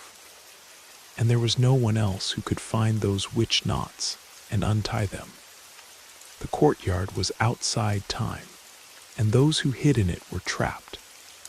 So those lost souls are still waiting for salvation there and calling Theodora. The house was renovated. All basements and attics were examined, but no skeletons or other traces of people's stay were found. They decided it was just a legend. But how did I get into that courtyard? They say you can see those people, but only a close relative of the witch Theodora can do this. And she must have the gift, so I'm her relative. Maybe, why not? What was the last name of that Theodora? Don't you know? I don't know that. I only heard that she was from the village of Kawaloka. She came to the city before the war, worked at a factory, and relatives remained in the village. They also seemed to be involved in witchcraft. I was stunned. Kawaloka. My grandmother was from there by birth, and she told me that her aunt was a healer. So it turns out, daughter, that you are a relative of Theodora, and therefore you saw that enchanted courtyard and the spirits. But can I save them? Do I have the gift? I don't know that already. Sorry, daughter. Of course, I didn't tell my parents about the courtyard with lost souls. I only said that I fell and lost consciousness. Surprisingly, I passed the exam successfully and entered the academy. To this day, I'm afraid to go into that mysterious courtyard and avoid it by taking a detour. And when I take out my sketchbook and start making sketches, I unconsciously draw some figures similar to the spirits I saw in the lost courtyard. Was that meeting accidental, or can I still save them? And should I try? Who knows? The Chicago Art Institute has no record of any student named Alexandra Petrenko, though their archives from that period are notably incomplete. Several admission files from those years are missing, officially attributed to a water main break that damaged the records office. I researched the building where Lydia Petrona claimed to live. City records show 25 Cathedral Street was demolished in 1997 to make way for a parking garage. The last registered resident was a Maria Kowalski, age 83, who died in 1996. But I found references to Theodora in archived letters donated to the Chicago History Museum. A Polish immigrant named Teodora Kowalczyk worked at the Hawthorne Works factory during World War II. She disappeared in December 1942. Around the same time, several prominent families reportedly vanished from the near West Side. The letters, written by factory workers, described Teodora as someone who could make herself invisible and help people cross the city undetected during the worst periods of wartime rationing and civil unrest. They called her the one who opens doors that should stay closed. What's most unsettling is that the building I entered, if I entered any building at all, was supposedly torn down 15 years before my experience. Yet I have clear memories of sitting in that room, smelling those peonies, feeling the texture of that lace curtain. I never found Lydia Petrovna again. I searched city directories, called every Podolska in the phone book, even hired a private investigator. No one matching her description had ever lived at that address, or any address in Chicago. The courtyard still exists, though it's now part of a modern office complex. Sometimes I walk past during daylight hours, and it looks perfectly normal: glass doors, security guards, business people hurrying in and out. But late at night, when the offices are empty and the streetlights cast strange shadows, I've seen others standing at the edge of the courtyard, staring into the darkness. They have the same expression I must have had that day: confusion, fear, and a terrible recognition that they've stumbled into something that shouldn't exist. A few years ago, I started teaching art classes at a community center. One of my older students, a Polish woman named Anna, saw some of my sketches, the ones where those spirit figures appear unconsciously. She went very pale and asked me where I'd seen the waiting ones. When I told her about the courtyard, she crossed herself and said her grandmother had told her similar stories about souls trapped between worlds, waiting for someone with the right bloodline to set them free. Anna's grandmother had been from a village called Kowaloka. I still have dreams about that courtyard. In them, I can hear the voices more clearly, and I understand what they're asking. They don't just want to be let out, they want to be remembered. They want someone to know their names, to acknowledge that they existed, that they mattered. Sometimes I think about going back, about trying to help them, but I'm afraid of what that might cost. Some gifts come with prices that the living can't afford to pay. And sometimes, when I'm teaching my art students about light and shadow, about the way darkness can give shape to illumination, I wonder if I'm really helping them learn to draw, or if I'm teaching them to see the invisible, to recognize the souls that linger in the spaces between what is and what was. The city keeps building over its buried history, laying concrete over old wounds, pretending the past doesn't seep through the cracks. But some stories refuse to stay buried. Some souls refuse to rest. And some relatives of long-dead witches spend their lives wondering if they have the courage to open doors that were closed for very good reasons, to free spirits that might be better left contained. The choice haunts me still. Every time I walk past that courtyard, every time I unconsciously sketch those reaching figures, I feel the weight of inherited responsibility. Somewhere in the darkness between worlds, voices are still calling my great aunt's name, still believing someone will come to lead them home.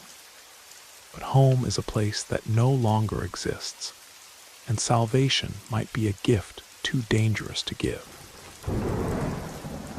Thank you for spending this time with Brad Arrows. We hope the stories whispered through the rain carried you far into your imagination or your dreams. If you're still awake, let us know how you liked the journey. Until next time, stay safe, sleep well, and let the darkness comfort you.